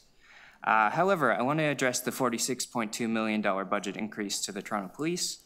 This, of course, on top of their massive existing budget of $1.2 million. Just for reference, the budget of the movie Avatar was $237 million, and the budget of the sequel was $460 million. So for the cost of operating the Toronto Police for only 1 year, the people of Toronto could produce 4 Avatar films. This year, much like last year, the police budget was the #1 service that Torontonians asked to be cut during budget consultations, and it's come up a few times today as well. But yet again, the police budget increases. It seems that the police board has more power to shape the budget than the people of Toronto. In fact, the way they are able to bulldoze their way through public opinion reminds me of Colonel Miles Courage bulldozing the jungles of Pandora in the movie Avatar. That's why I'm asking for a $0 police budget increase for 2025 and for people to find efficiencies, and for police to find efficiencies within their existing budget. After all, for a fraction of the money, Canadian luminary James Cameron was able to craft the immersive world of Pandora, while every year police demand more money to adequately protect just one city on Earth. And while police receive exorbitant amounts of money year after year, virtually every other municipal agency is underfunded. I appreciate the increased funding for the Toronto Library in this budget, but that is an organization that must still find efficiencies within their modest funding. Yet we're supposed to believe that police are incapable of doing the same thing, even with a budget 6 times that of James Cameron's Titanic. As someone of Jewish descent, I've become increasingly concerned about police using anti-Semitism as an excuse to over-police protesters and vacuum up city money. I've become increasingly disillusioned with the budget committee that claims to care about people of color, but regularly hands out over $1 billion to a service that disproportionately targets them. That's why I'm asking you to approve a $0 increase to the police budget this year. As visionary director James Cameron has shown us time and time again, you don't need $1 billion to create a better world. If I still have time, I just want to say one more thing. Councillor Carroll, I was at the Police Services Board meeting a while back, and you mentioned that some of the social issues being raised here had nothing to do with the police budget and were instead an issue of redistribution of wealth. And I just want to say that I believe taxes are redistributed wealth. This budget is from the pockets of the people of Toronto. The #1 thing they're saying in these consultations is that they don't want their money going to this overfunded organization. So if you're going to pass the budget as is with this massive police increase, I hope you can explain to the people of Toronto why you're going against that. That's all. Okay. I don't want to get into a back and forth, but I have been explaining that. I explained it at my town hall last night, and will continue to do so. There is another citywide town hall coming up on the 23rd. Okay. I just hope you'll consider it. Okay. Thank you so much. Questions, Councillor Moyes? Seeing none? Okay. Thanks. Okay. I have Zach Bradley and then Peter Schur. Okay.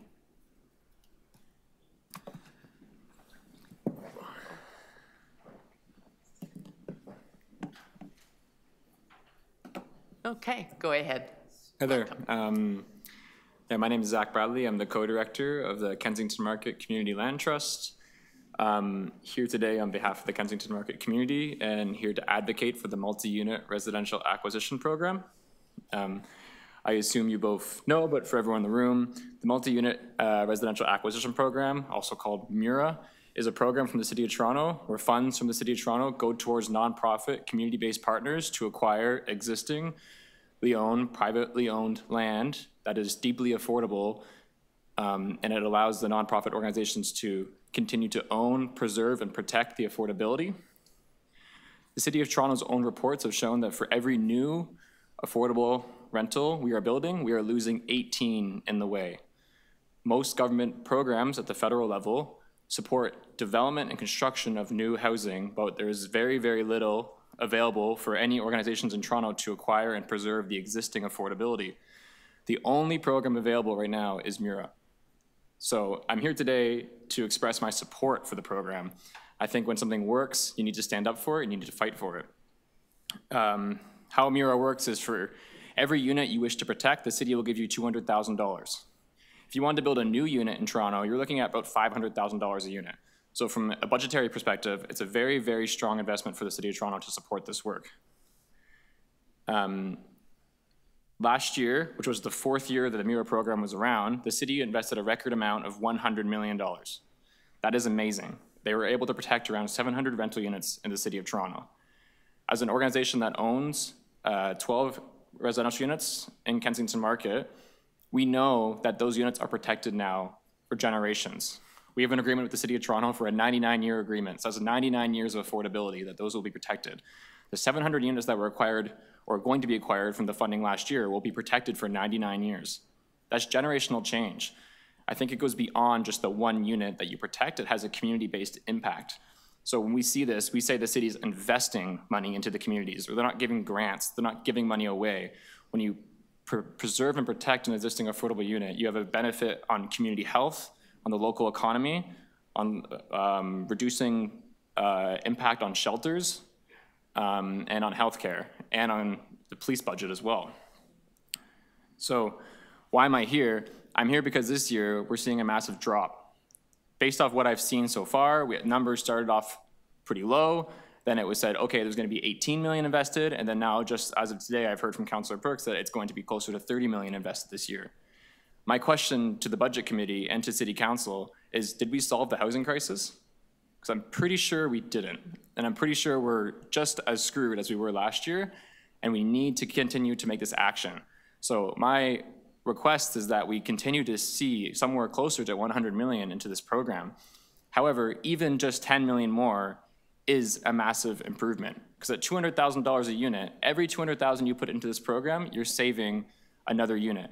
So if you put 10 million more into this program, that's 50 more units that get protected. For us as an organization, we have 12 units and we have a massive impact in our community. Imagine what you could do with 50 units. However, if you could look at what the police budget's going to be for increased, as the previous person was saying, you're looking at 46 million. That's another 230 units that could be protected. So I understand that a budget is a closed pie, that everyone can come in here and ask for more things and you can't achieve it. However, what we think, it's about priorities. We're looking at a police budget of $1.2 billion. You have people in public consultation saying they do not want to see the police budget funded more, but then we see a police budget going up by 46 million. We have a program here called MURA that we support, that lots of people see the impacts on, that last year in 2024, we had generational changes to invest 100 million, and this year we decided to invest only 30 million. That's 30% of what we did before.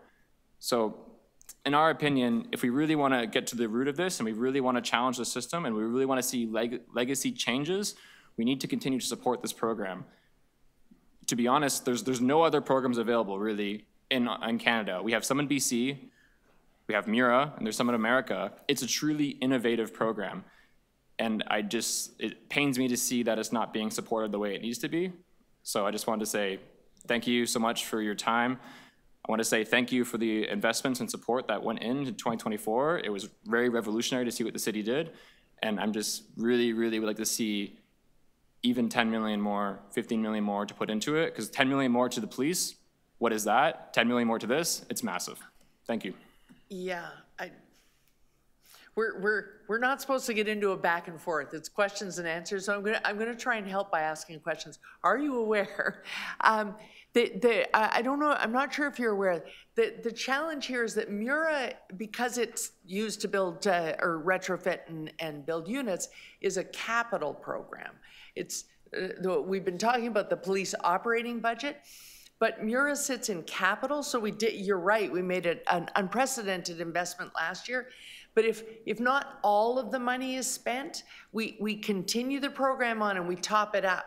So we've topped it up to replace the money that has been used, but what we still are looking at is a program that is now 120 million over the next 10 years. And if we spend it down, we can continue to add to the capital program. That's a choice we can make every year, so that hopefully over a 10-year plan, there's always 120 million, so that if a Mura opportunity arose, we could act on it. I'm not sure, is that clear in the community? I'm not sure if Councillor Perks is aware you're from the Kensington Land Trust. Is that clear to folks, or do we need to do some more work in the community to understand the capital management of it? It's not just that, there's even more. Yeah. But wait, there's more. Yeah, So the big because we're spend in that we did capital, last it year- is complex. But you have to do it in the form of a question, said Alex Trebek. In the form of a question. Are you aware? Oh, to make it even more complex, there's something wrong with the live stream. So we're now wonderful. We're So now we can having just a do whatever we conversation in want. private, so just give us 1 second.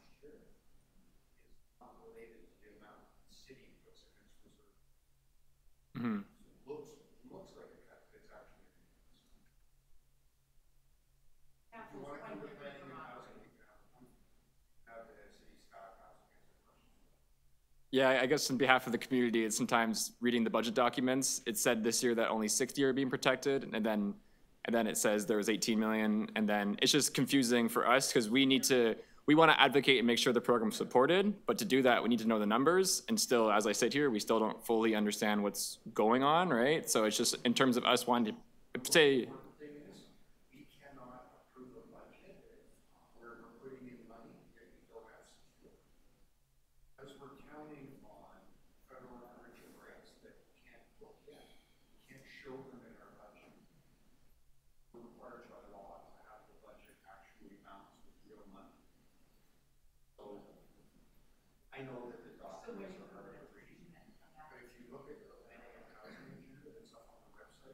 In the summary, I think it's page 1813 is the number of the report. It explains all this stuff about how the program actually is. okay. Thank you. I do this for a living and I can't. Yeah, that's a problem then, eh? It is, well, you know. A good thing to look at, though, a good thing to look at in the notes, though, in the appendices, if you go all the way through the Housing Secretariat budget, when you get to page 34, what it shows is what the CFO is forecasting to be topped up in there every year over the next few years. Yeah. Just our money. So what we're doing is with our money, making sure that if an opportunity arose, we could act on it, because there's enough of a float that if the perfect project comes along, we want to be able to move. Yeah. Sorry, folks, we are still waiting for the internet to come back. I don't want to, are we back? No, not yet. Nope, not back. So I don't want to start another deputation because we're technically not providing access to the public until we've got the YouTube back up and running.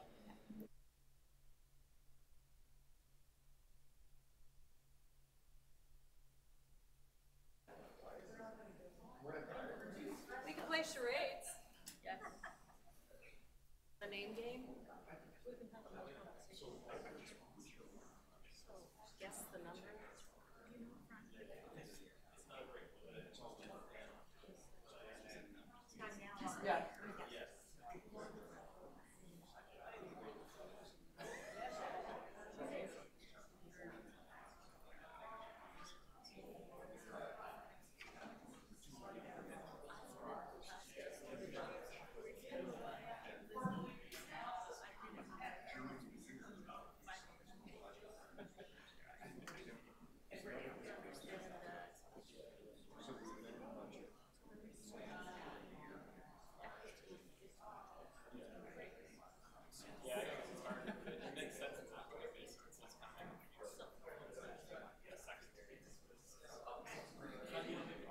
The latest update is approximately 5 minutes, so if people want to take a body break, it's probably 5 minutes before we can reestablish the connection.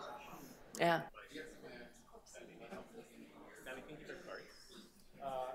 We'll be back. We'll be back.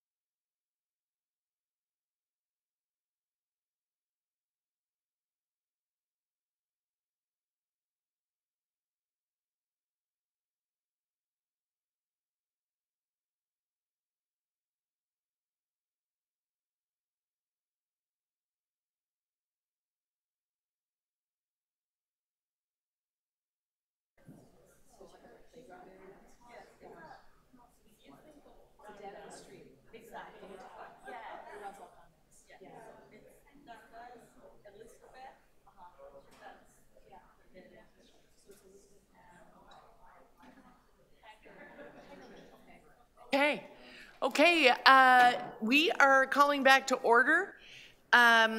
We have quorum. Councillor Moy stepped out, but we do have quorum, and I expect he'll come back down from his office presently, and the public is back in connection. We're sorry that we dropped out there for a minute, but we did cease the meeting during that time.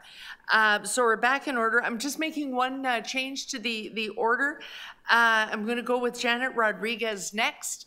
And then I have, then we'll go back into the order, and Peter Schur is next.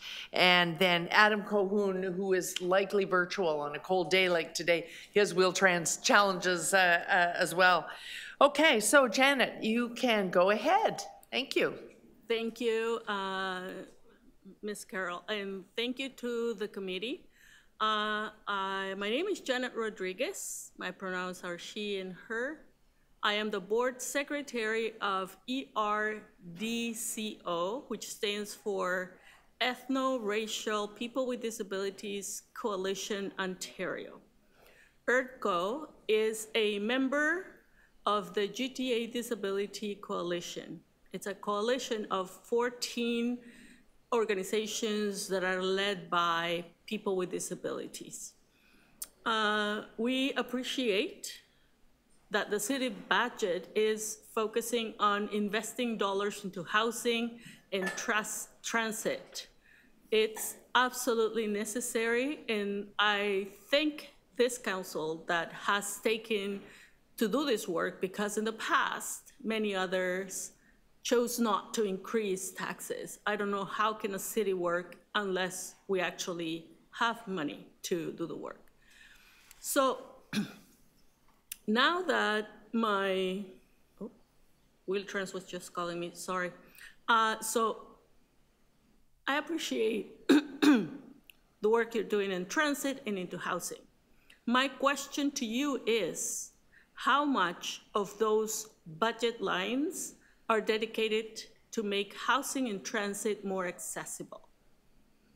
The 2020-2030 Housing TO Action Plan stated that there are some 13,000 people on wait lists for mental health and addiction supportive housing, and another 4,000 people with developmental disabilities waiting for housing and support services. This plan was created in 2019. Those numbers have increased. We know that as the population ages, the need for accessible and supportive housing also increases. This report adds, to address this challenge, in 2018, the City Council sets a target of achieving 18,000 supportive homes within 10 years. I would like to know how much of this target has been accomplished to date. We have witnessed how a very good piece of legislation, the Accessibility for Ontarians with Disabilities Act, created in 2020, and giving itself a 20-year period to make Ontario accessible, failed on January 1st, 2025, only because there was lack of leadership, somebody who actually will champion and take accessibility as an integral part of every program and every budget being done in the city and in the province. Disability inclusion starts at the budget level. If your budget does not have a dedicated line for accessibility in all your initiatives, for example, I could have brought my deaf friend who is very much invested in a budget discussion. Do we have accessible ASL interpretation? When you speak to your constituency, when the mayor makes an announcement, that is an integral part of inclusion. So if your budget does not have a dedicated line for accessibility, your budget is ableist. What I would like to respectfully ask this council is, have you done an audit of how accessible are the indoor and outdoor facilities of the city?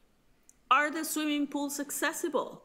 Are the playgrounds excluding children with disabilities or their parents when they have to take them to the washrooms? Diapers have to be changed. Late in 2024, the Wellesley Institute published Thriving in the City with a Disability, and their research showed that for a single disabled person living in Toronto, they will need 32% more income to thrive, not just survive. If we transfer this concept to the budget, maybe your budget needs to be whatever the amount plus at least 15%, 20% to make that accessible. I'm thinking parks and recs, housing, accessible transportation with Wheel-Trans. I believe that the budget is more than dollars and cents. It's a powerful tool for communication. It speaks about awareness of the long-term impact of continued exclusion by design. If you're not explicitly naming disability inclusion, you're not thinking of us. Okay, thank you. Thank you very much. Any questions? Seeing none, thank you so much. Thank you for the time. Okay. There we go. Then we'll go back to the list. I have Peter Scherer, Local 416. Thank you for... no problem. Welcome. All of them work? Okay. This one.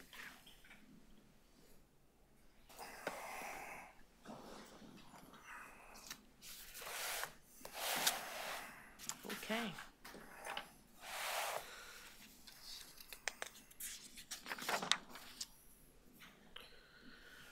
All right.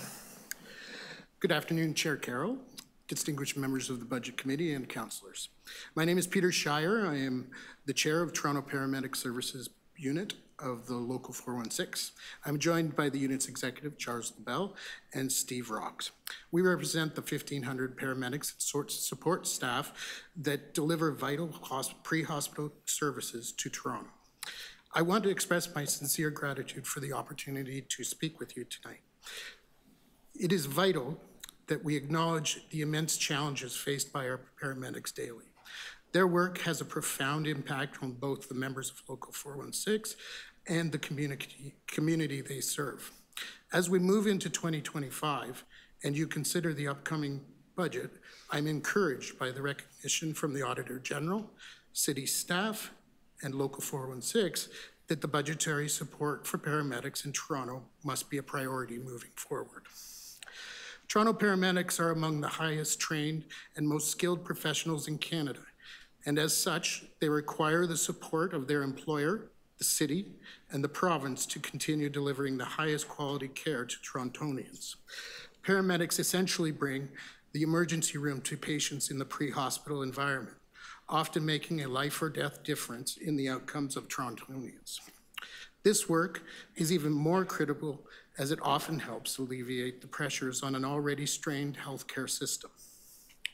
The role of paramedics in healthcare continues to evolve. With proper support, paramedics can further improve patient outcomes. However, many paramedics report feeling undersupported as the system they work within has faced increased pressure and higher expectations over the past 20 years. As a paramedic myself, I've witnessed this firsthand. While much attention has been given to offload delays and hospital wait times, it's important to clarify that much of a paramedic's job involves the transfer of care to hospital staff. This transfer must be executed carefully to ensure patient safety, including reporting to triage and receiving staff, registration, completion of required paperwork, and making sure equipment is cleaned and prepared for the next patient. These necessary steps take time, and the period labeled in-hospital time is a fixed variable, rather than the highly variable offload delay times. In fact, the Auditor General's report shows a slight reduction in offload delay times recently. The real issue is ensuring paramedics have the necessary staffing and resources to arrive in a reasonable and safe time when someone calls for help. Proper staffing is a key factor in ensuring a highly trained and prepared paramedic arrives on the scene when needed. While we are encouraged by the foundation this budget provides, there needs to be increased collaboration, particularly through the staffing plan referenced earlier by Chief Chawla. Additionally, there will need to be continued and renewed consulting on the development of innovative strategies for recruitment and retention with Local 416. It is through effective recruitment and retention strategies that we will address the greatest challenges we've faced over the past 2 decades. As Toronto's population ages and the demand for services increase by 4% annually, we need to ensure our paramedics are supported and equipped to handle this growing demand by not only the municipality, but also the province, as recently noted by Deputy Mayor McKelvey, for which we appreciate the advocacy. The paramedics I represent provide the best care available in the pre-hospital environment. If we support them with the necessary investments, we can elevate this level of care to an unparalleled standard of public service. Local 416 stands ready to collaborate closely with the city and our division to tackle the challenges of the past and the future. Together, we can turn identified areas for improvement into tangible enhancements that will improve ambulance availability and response times, ultimately benefiting the public we serve. I would be remiss if I didn't recognize that several of my members have felt so strongly about the challenges they face that they came and gave deputations by themselves. I thank them for their passion and for the difficult measure this is to present something to this committee. Thank you for your attention. We welcome any questions you may have. Okay. Are there any questions? Councillor Moyes. Sorry, is this Peter Scher? Yes. Okay. Thank you for your deputation today. So my question is around supervised safe consumption sites. And they're going to be slated to be closed as of March 31st of this year. What are your thoughts? How will this affect Toronto Paramedic and their response time? There's no question first responders led by medics. We'll see more emergency calls surrounding the shutting down of these 5 safe consumption sites. This just re-emphasizes our need for improved staffing to deal with this, and we're certainly open to discussing that further with the division in regards to the staffing plan. Okay. Yeah, that's my question. Thank you. Thank you. And just to follow, I've asked this question already, but I'm wondering if part of the reason members are motivated to come is we're in the awkward position here that we now budget, although by law we can only adopt 1 year of budget at a time. We're now using a 3-year, multi-year methodology to do the budget.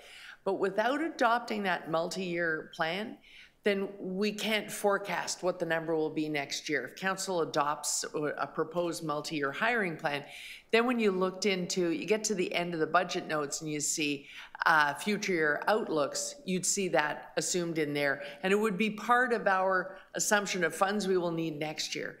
At the moment, we don't have that.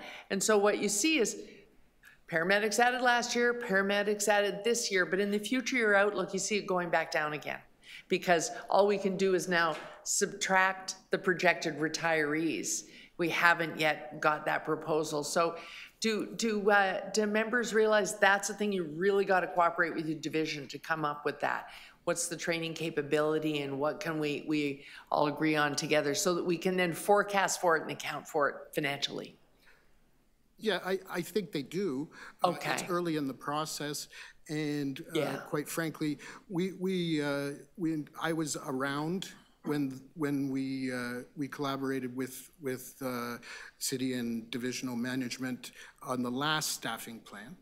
Right. And entirely different administration. Absolutely. You know what I mean? Absolutely. and I appreciate that. Yeah. And we do bring a fair amount of weight to the table. We've done a tremendous amount of work advocating for paramedics with not only at the municipal level, at the provincial level.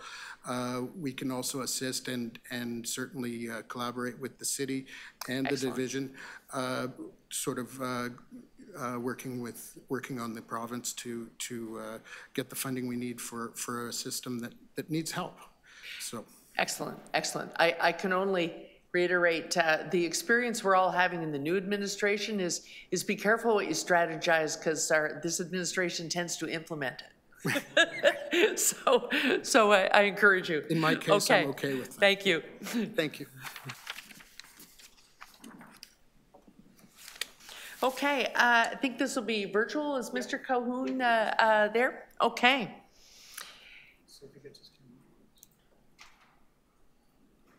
Adam, are you with us today? Yes. Hi, Adam. We have 5 minutes for you. All set? All right. Okay.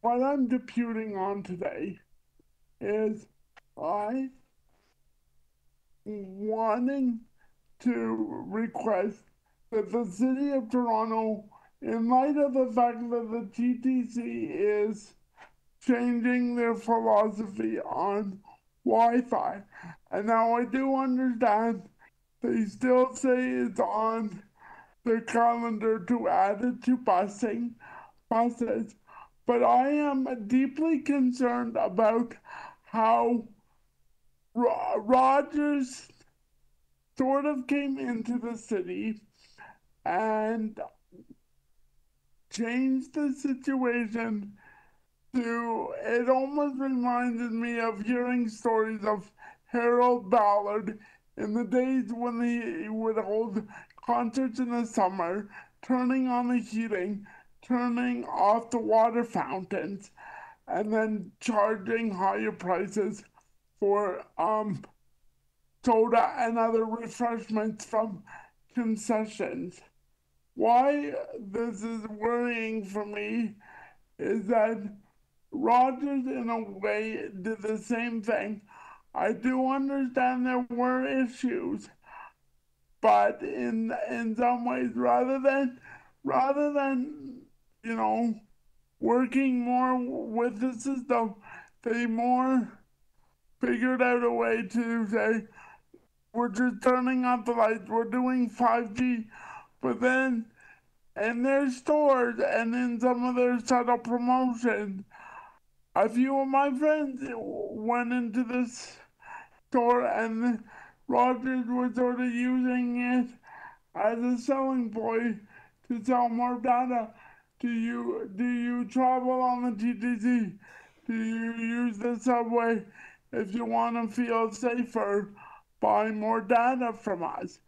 So that is worrying, and it also makes me worry for some of the downtown communities and other communities that may have been using some of the Wi-Fi but aren't close to libraries or aren't close to city places that have good Wi-Fi initiatives already set up. So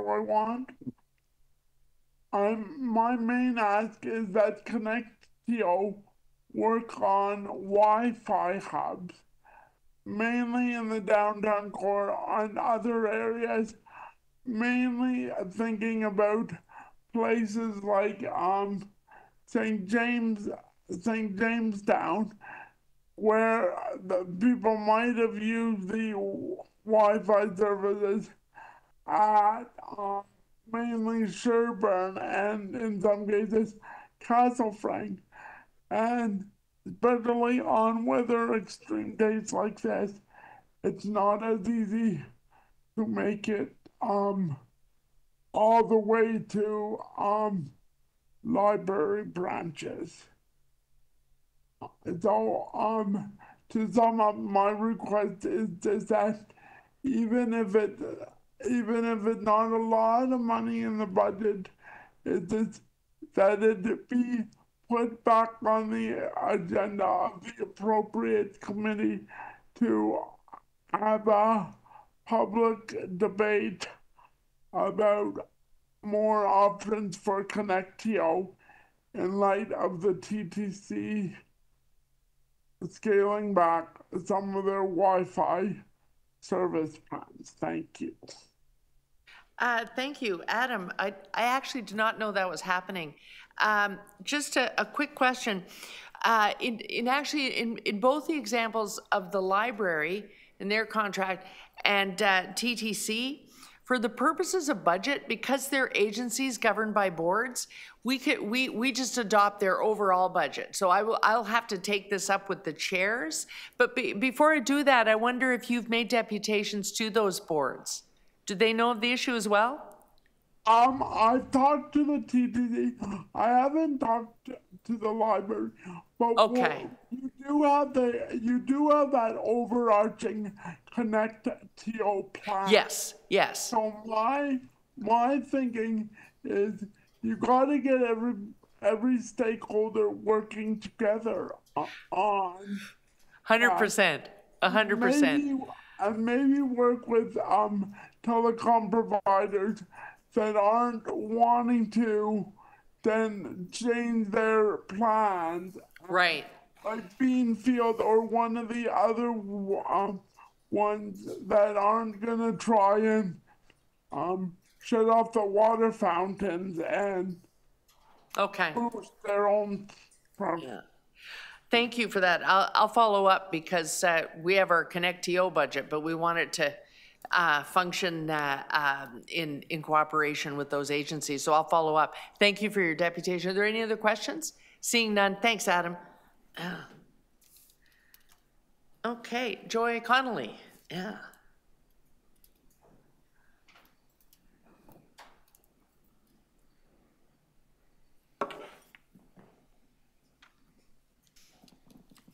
Okay. So, Go ahead. Good afternoon, and thank you for the opportunity to speak. My name is Joy Connolly, and I've worked in the affordable housing sector for over 40 years. There's a saying in housing circles. Is it still on, the microphone? Move a little closer, Joy. Okay. I feel like a small child. This is yeah. Yes. Yes, we're doing it on purpose. It's like when the talk show host makes his chair higher than everyone else's. We're doing that on purpose. Should I start from the beginning, or you're okay? Okay, good. So there's a saying in housing circles that the most affordable housing is the housing you already have.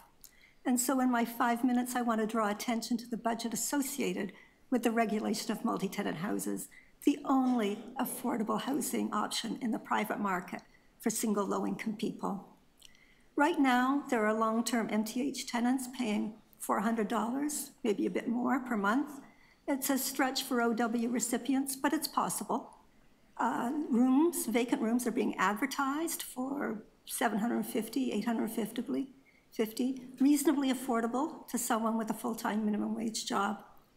The non-MTH rental market, the average 2024 rent for a bachelor apartment in Toronto was $1,427 per month. That's 3.5 times the total income of an OW recipient.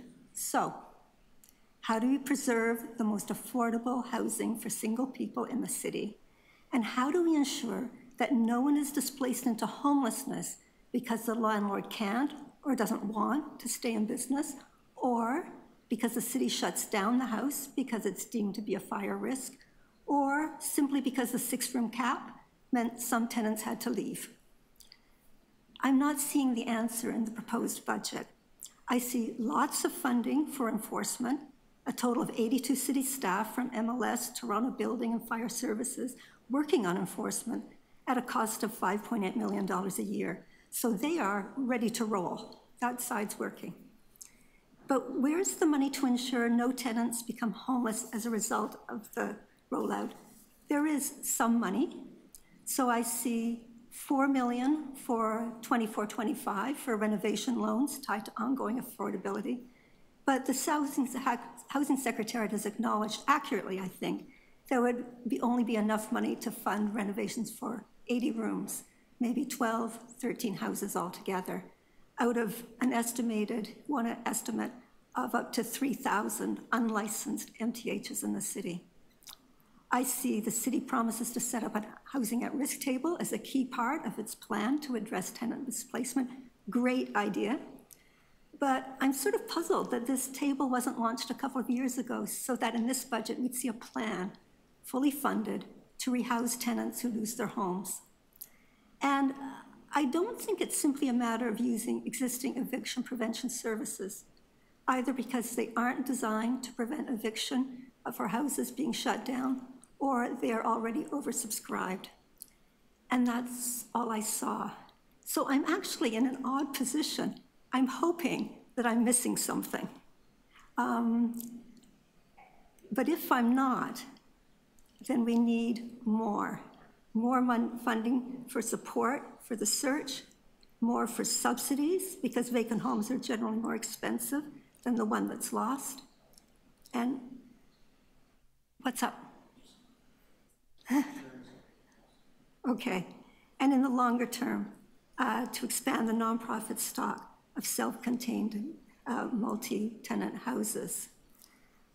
Because here's the thing, the whole point of the city's MTH project is to make tenants' lives better, and especially to make them safer. Losing your home and ending up in an encampment or a shelter or back with your abusive ex-partner, it's not safer. Paying way more than you can afford or moving to a neighborhood far away from your work or your classrooms, it's not better. So there are a lot of people who want to work with you to ensure success, and I hope you will call on them. Thank you. Okay, thank you. Questions? Oh, I've caused controversy, though. Well, we were just discussing, there is a briefing note coming that sort of outlines the full package Councillor Perks requested, but yeah.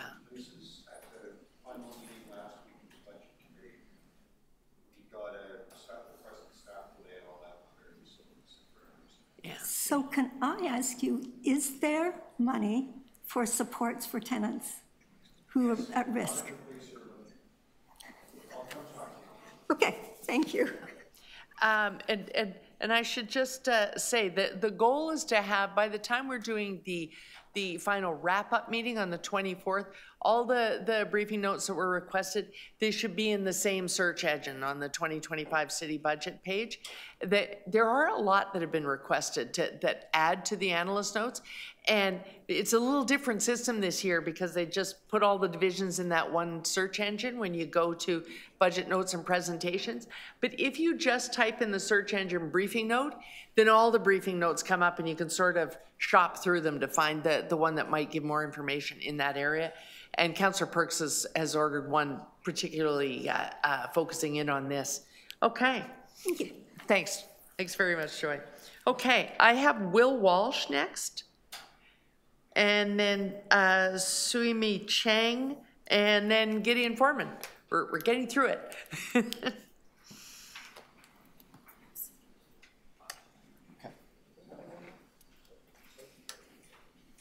Okay. Welcome. Yeah. Is microphone on? Good. Okay.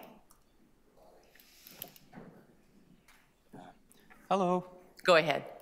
I'd like to thank Mayor Chow and the Budget Subcommittee for allowing me to speak today. My name is Will Walsh. I'm a resident of Ward 14, an emergency medical dispatcher with Toronto Paramedic Services, and also a union steward with QP Local 79. And I'm also joined today by my union president. I thank the paramedics of QP Local 416 for first informing me of this opportunity to speak. Although we are both at the bargaining table, represented by two separate locals, I hope that we can continue to work together in the years to come to overcome our shared challenges. The challenges faced by paramedics are also challenges we face as 911 dispatchers. We stand in solidarity with you. I wish to expand on the statement issued by my local on the 2025 budget. In this statement, my union urges that additional positions are critical to addressing the city's issues. While this is true, I must give credit where credit is due.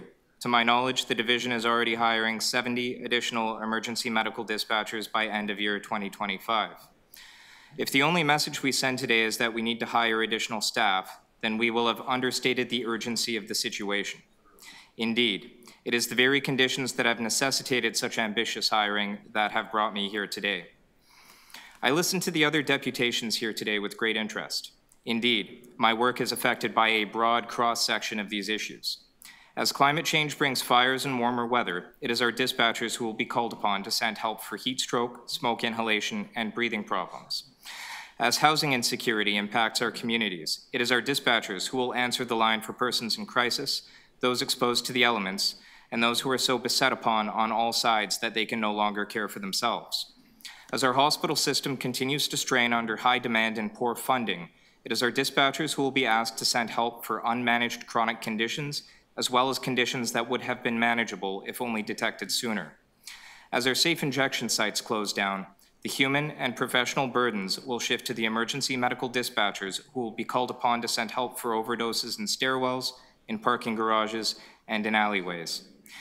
Indeed, the pressures put upon our medics and dispatchers will continue to intensify as our population becomes increasingly aged, substance-dependent, and in crisis. Looking ahead to the future of my profession, it often seems as if we are faced with a great deluge and that no relief is in sight. According to the city's own Auditor General, paramedic services faces significant retention challenges among both communication staff and frontline medics.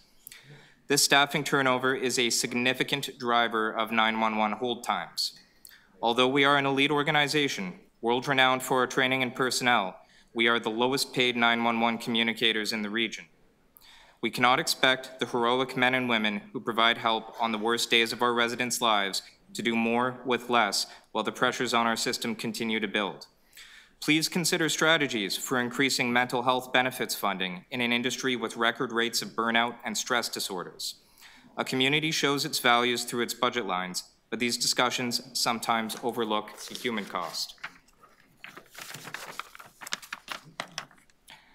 An estimated 1 million additional people will be in Toronto for the FIFA World Cup. They will make use of our emergency services. As 2026 approaches, I grow increasingly concerned that we are pushing a system already under tremendous strain towards the point of unsustainability. I am concerned that we are taking our 911 system, a jewel in the crown of the public service, and applying the same retention strategy as a fast food restaurant. I am concerned that we are telling the brave men and women of our public service, who are among the best our city has to offer, that the best our city has to offer them is an intensifying workload and below industry pay. I am concerned that our budget lines do not value the sacrifices of our 911 communicators. In effect, we are telling them that if you don't like it, you can leave. And I'm concerned that they will. I thank the Budget Subcommittee for hearing my concerns today. Thank you. Thank you. Those are the comments. You don't have any questions, do you? Maybe one. I'm very much aware that your local is in bargaining right now, so I'm going to be very careful what I ask. I've been giving you a lot of leeway. Several points have been raised in your deputation that are at the table currently, and we cannot discuss those in the course of this meeting. Levels of pay, mental health benefits, retention, these are all topics that are for the bargaining table, so we really can't do a back and forth on them right now. Yeah. Yes. Yeah, respectfully to the city, I think there were concerns that were Sorry, brought up. it's not really a back and forth. I was advising I understand, the but I counselor. don't think no one has speaker posed a question right now, and so the deputation is now complete, and I thank you for your comments. Just to be clear, the union was not trying to bargain here. I think the workers but to be clear, you're not actually registered to speak. I was advising the counselor on what he can question on. Thank you so much. Yeah. Thank you. Sumi Cheng, is she in the room or virtual? She is sometimes virtual. Yes, okay.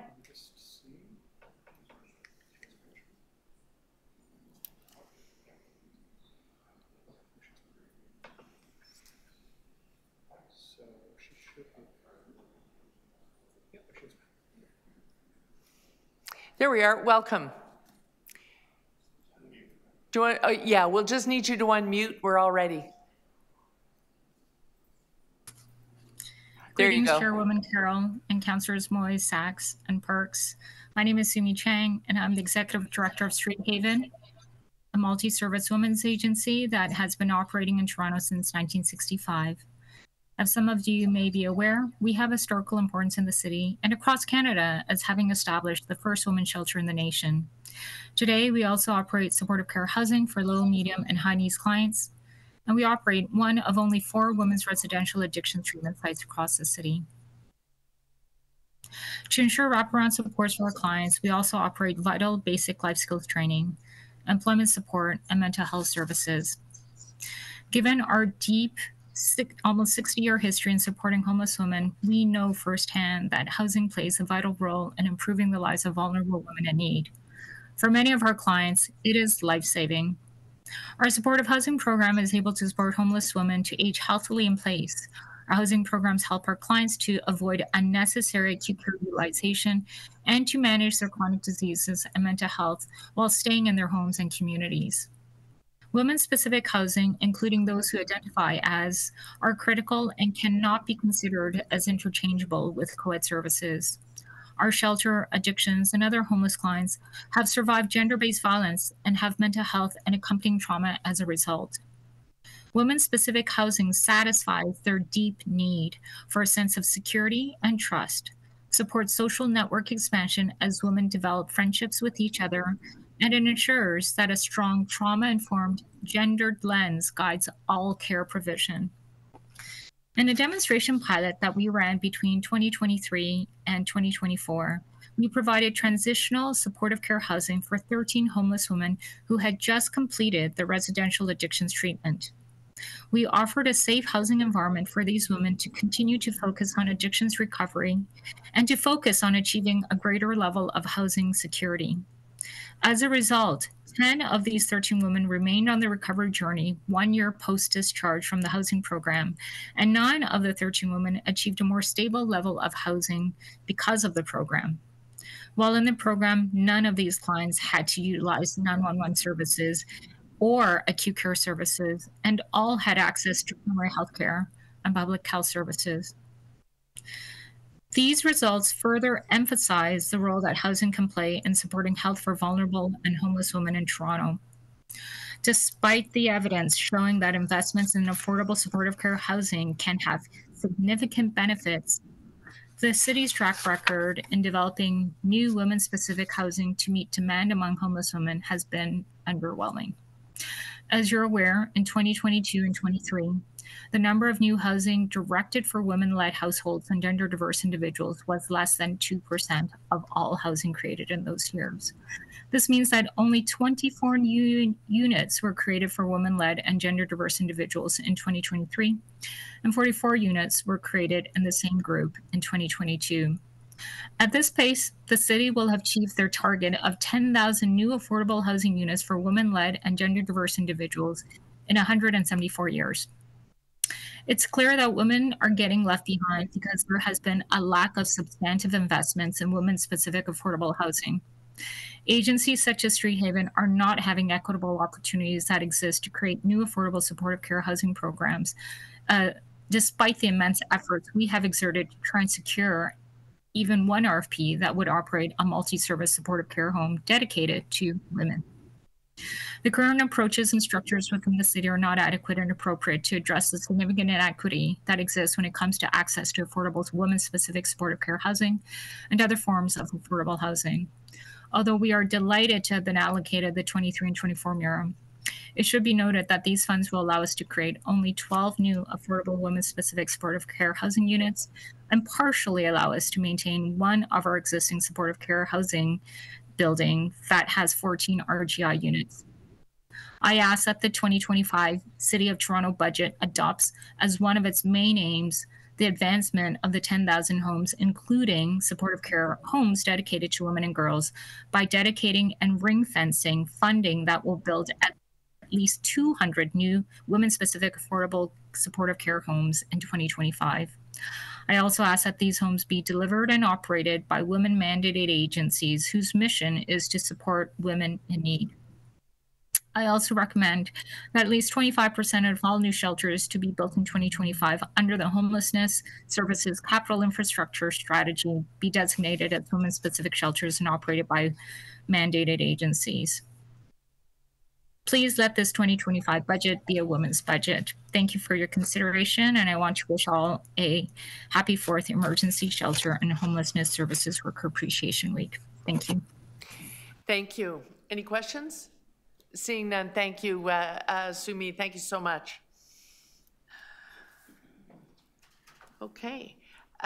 Gideon Foreman at 4 o'clock. I said we'd get through this list. We're going to get through it. Thank you for waiting. I know the room is now full of people who waited through our technical difficulties. Thank you so much. No problem. I think I'm the only thing standing between you and dinner, so I'll keep my remarks. Oh, we're ahead of schedule for that. I'm just concerned with how long you all waited. Okay.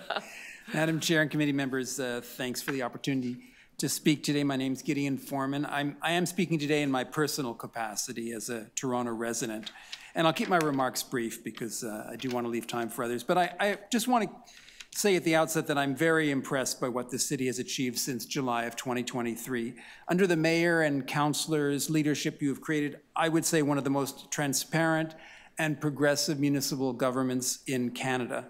You've been honest with residents about the challenges we face and have had the courage to offer balanced and responsible solutions. My own area of work is in climate advocacy and transportation, and I certainly believe, have no hesitation in saying, there's no jurisdiction in this country more committed than Toronto to public transit, environmental protection, and reducing greenhouse gas pollution. So thank you for being a beacon to us all. Your 2025 budget has many things to admire. On the operating side, I appreciate the new money for transit, which will result in hundreds of thousands of hours of additional service. And I applaud the freeze on TTC fares, which is so important in making life affordable and building ridership. On the capital side, Madam Chair, I'm delighted to see billions of dollars dedicated to improving the TTC's state of good repair. Spending in this area, for example, on track safety, doesn't offer politicians a high-profile ribbon cutting and all that stuff, but boosting state of good repair is crucial if we're going to run an efficient and reliable transit system. I'm also pleased to see the budget committing $1.2 billion to purchase hundreds of e-buses and their charging infrastructure.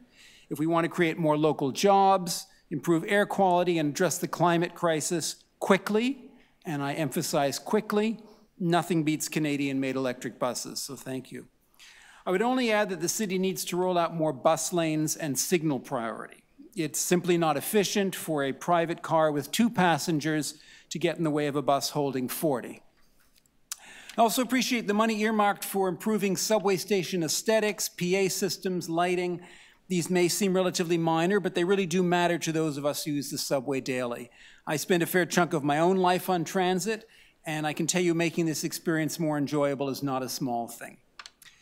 Finally, let me mention that I recognize the need for additional revenue tools. I don't have space here to discuss the full range of tools, whether it be parking levies, congestion charges, etc. But let me simply say I would be happy to work with the city on developing these new revenue streams whenever you think it appropriate.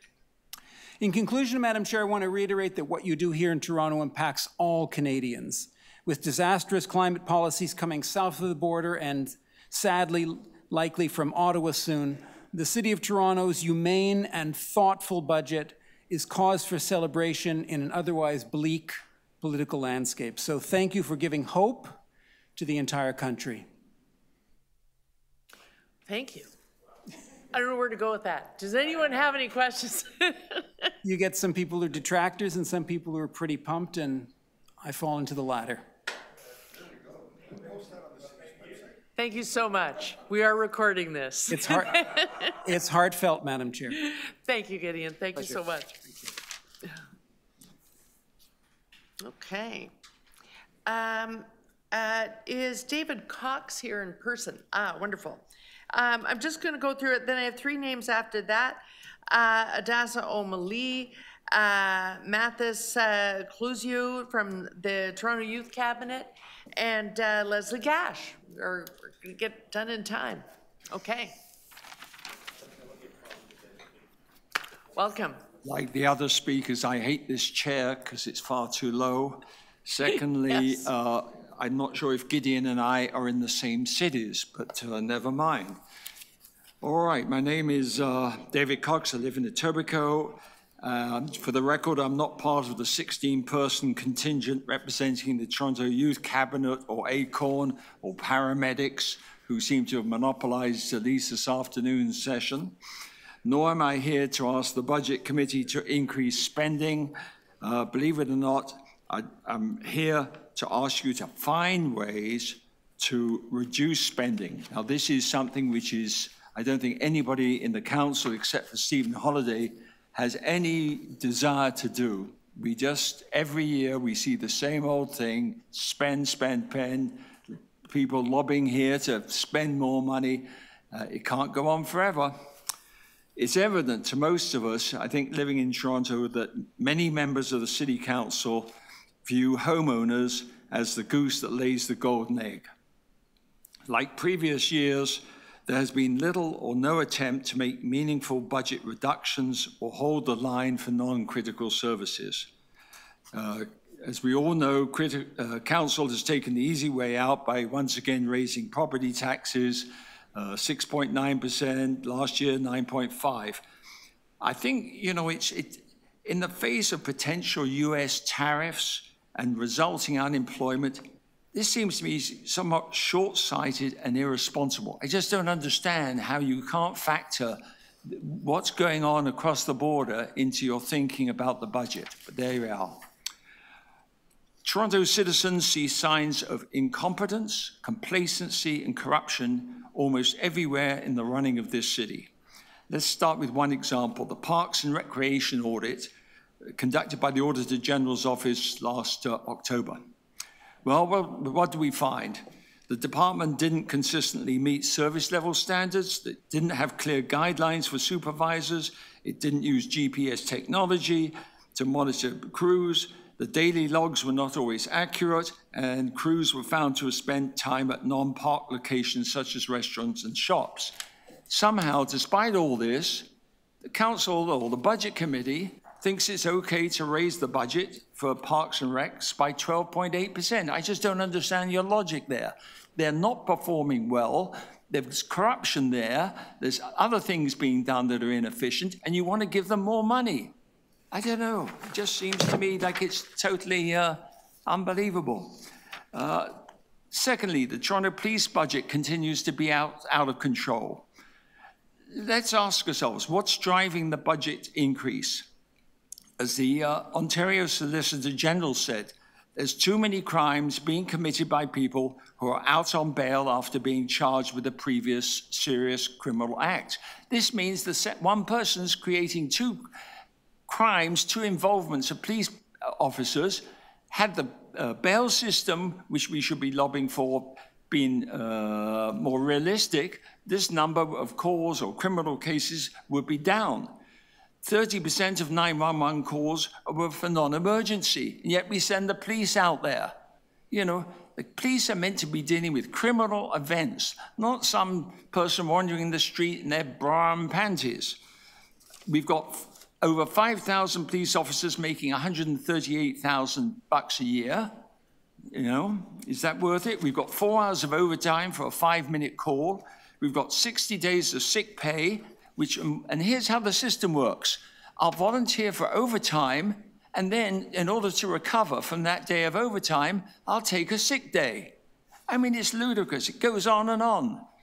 And lastly, let's talk about TTC fare evasion. That cost $123 million in 2033. It's estimated that 12% of riders do not pay, and yet you want to freeze the fares. 12% of them don't care whether you freeze or not. They don't pay anyway. And then the fines that have been levied between Q2 and Q4 in 2023 represented 1% of the lost fares for that same period.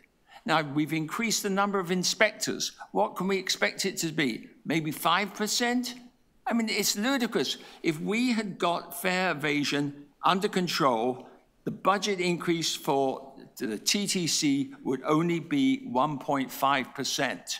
But no, nobody cares on this city, in the budget committee, in the council, in the mayor's office. Everybody just wants to spend. Thank you.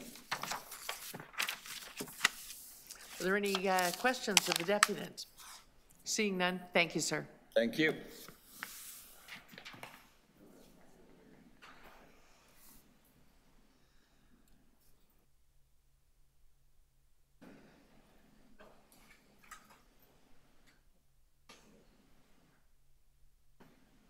Okay, is Adasa here? Oh, Omo is the first name? I'm sorry, I'm looking at, sorry, I was looking at the comma. So there's a comma on my list, so I thought it was surname first. It's Omo? Yes. Oh, okay, sorry about that. The comma threw me. Okay, go ahead.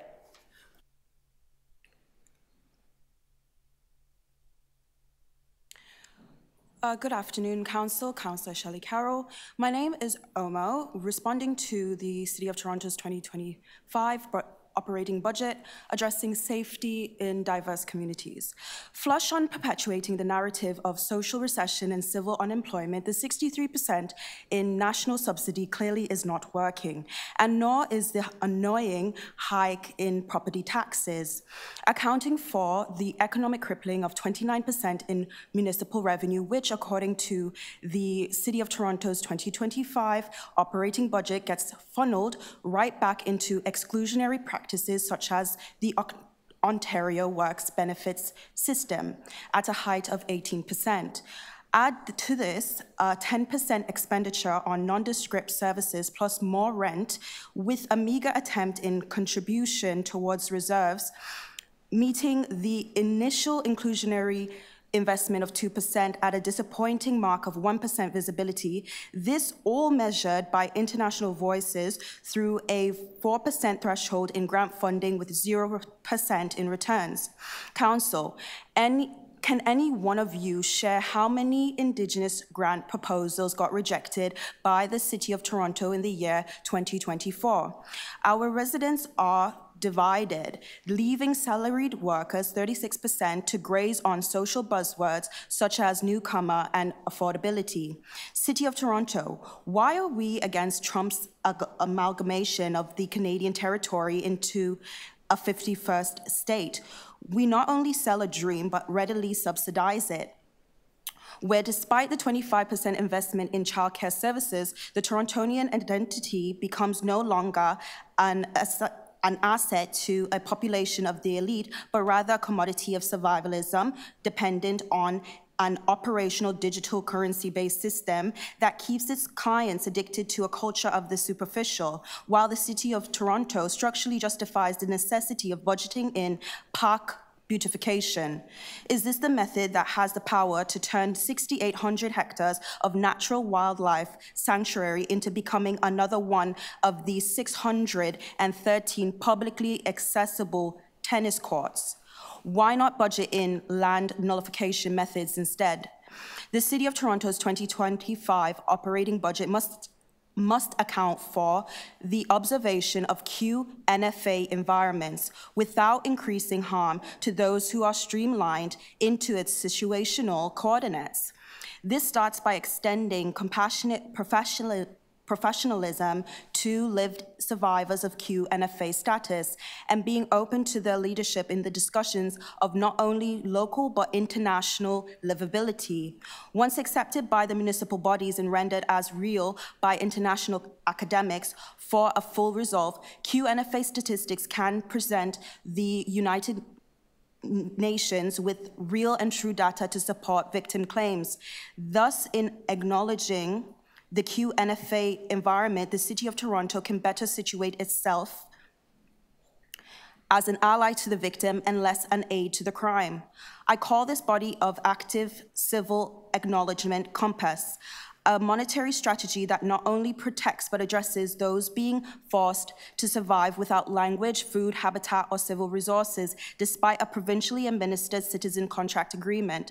Although these are systems that require funding, residential investors can lobby to see Ontario Works benefits be optimized to administer a solution rather than deliver, yet again, another failure of a statistic.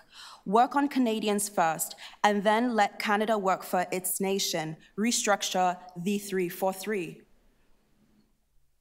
Okay, thank you. Are there any questions? Seeing none, thank you so much. Thank you. Okay. Now, I'm going to need help with this name. Mathis? You're going to have to come and tell me how to pronounce your last name. I don't want to butcher it a second time. No worries, I know it's a bit of a complicated one. It's Matisse Clisue.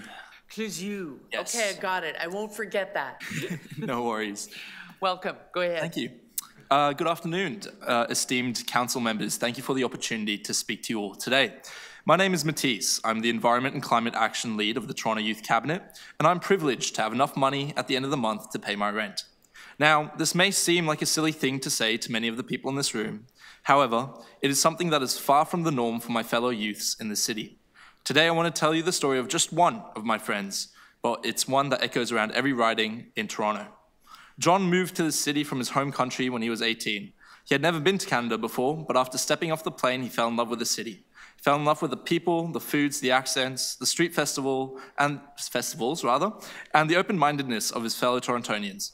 He finally felt like he had found his place, a place where he could be himself and his accomplishments were only restricted by how much he dared to dream.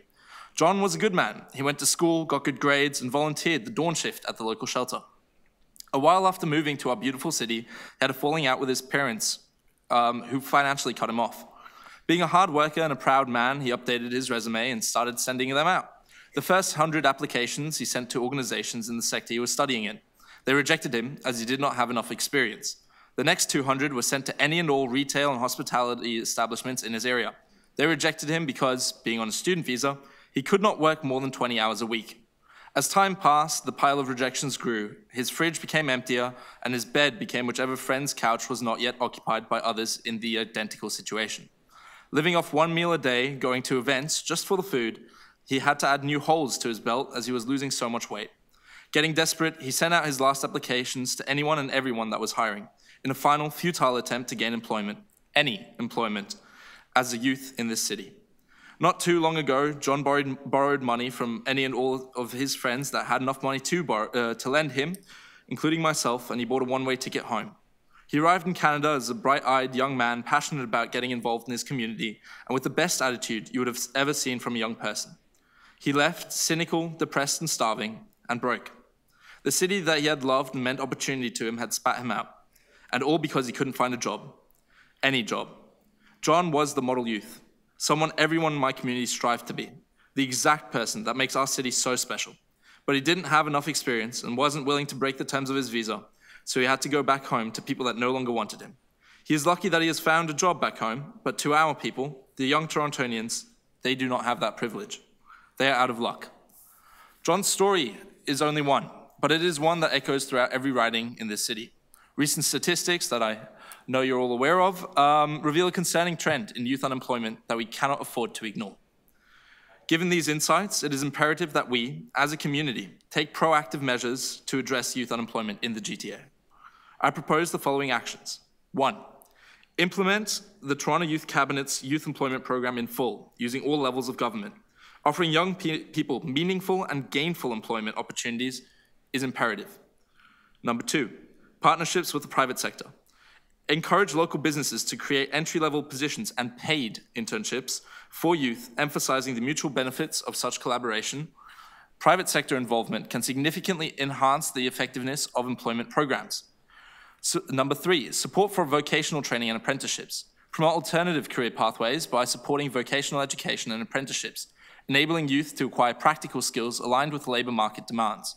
This approach has proven effective in various contexts, including international settings. By implementing these strategies, we can create a more inclusive and prosperous future for our youth and the broader community. Let us commit to empowering the next generation with the opportunities they deserve. I love this city. I moved here as soon as I turned 18. I'd never been to Canada before, and I've had the immense privilege of calling this place home ever since. If it were up to me, I would never leave.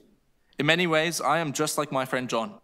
However, I have money to pay my rent, and he did not. The only difference has been luck. John's story is only one story, but it is one that echoes throughout every riding in the city. After all, it is impossible to pull yourself up by the bootstraps when you cannot afford the boots those straps are connected to. Thank you. Thank you. Any questions, Councillor Moyes? Seeing none, thank you so much. Thank you. Okay, Leslie, I just have Leslie Gash left. That's it for the list. Okay. And I've spent the time worrying about your schedule, but we did it. I know. Thank you very much. You're going to make it to the meeting that you're chairing now. Yes, exactly. Yeah. Okay. Thank you. Thank you. Madam Chair and members of the Budget Committee, my name is Leslie Gash. I'm the Executive Director of the Toronto Shelter Network. We represent more than 32 organizations that collectively deliver 24-hour homelessness services, including traditional shelters, respite centers, 24-hour drop-ins, transitional housing, and the COVID-19 shelter hotels.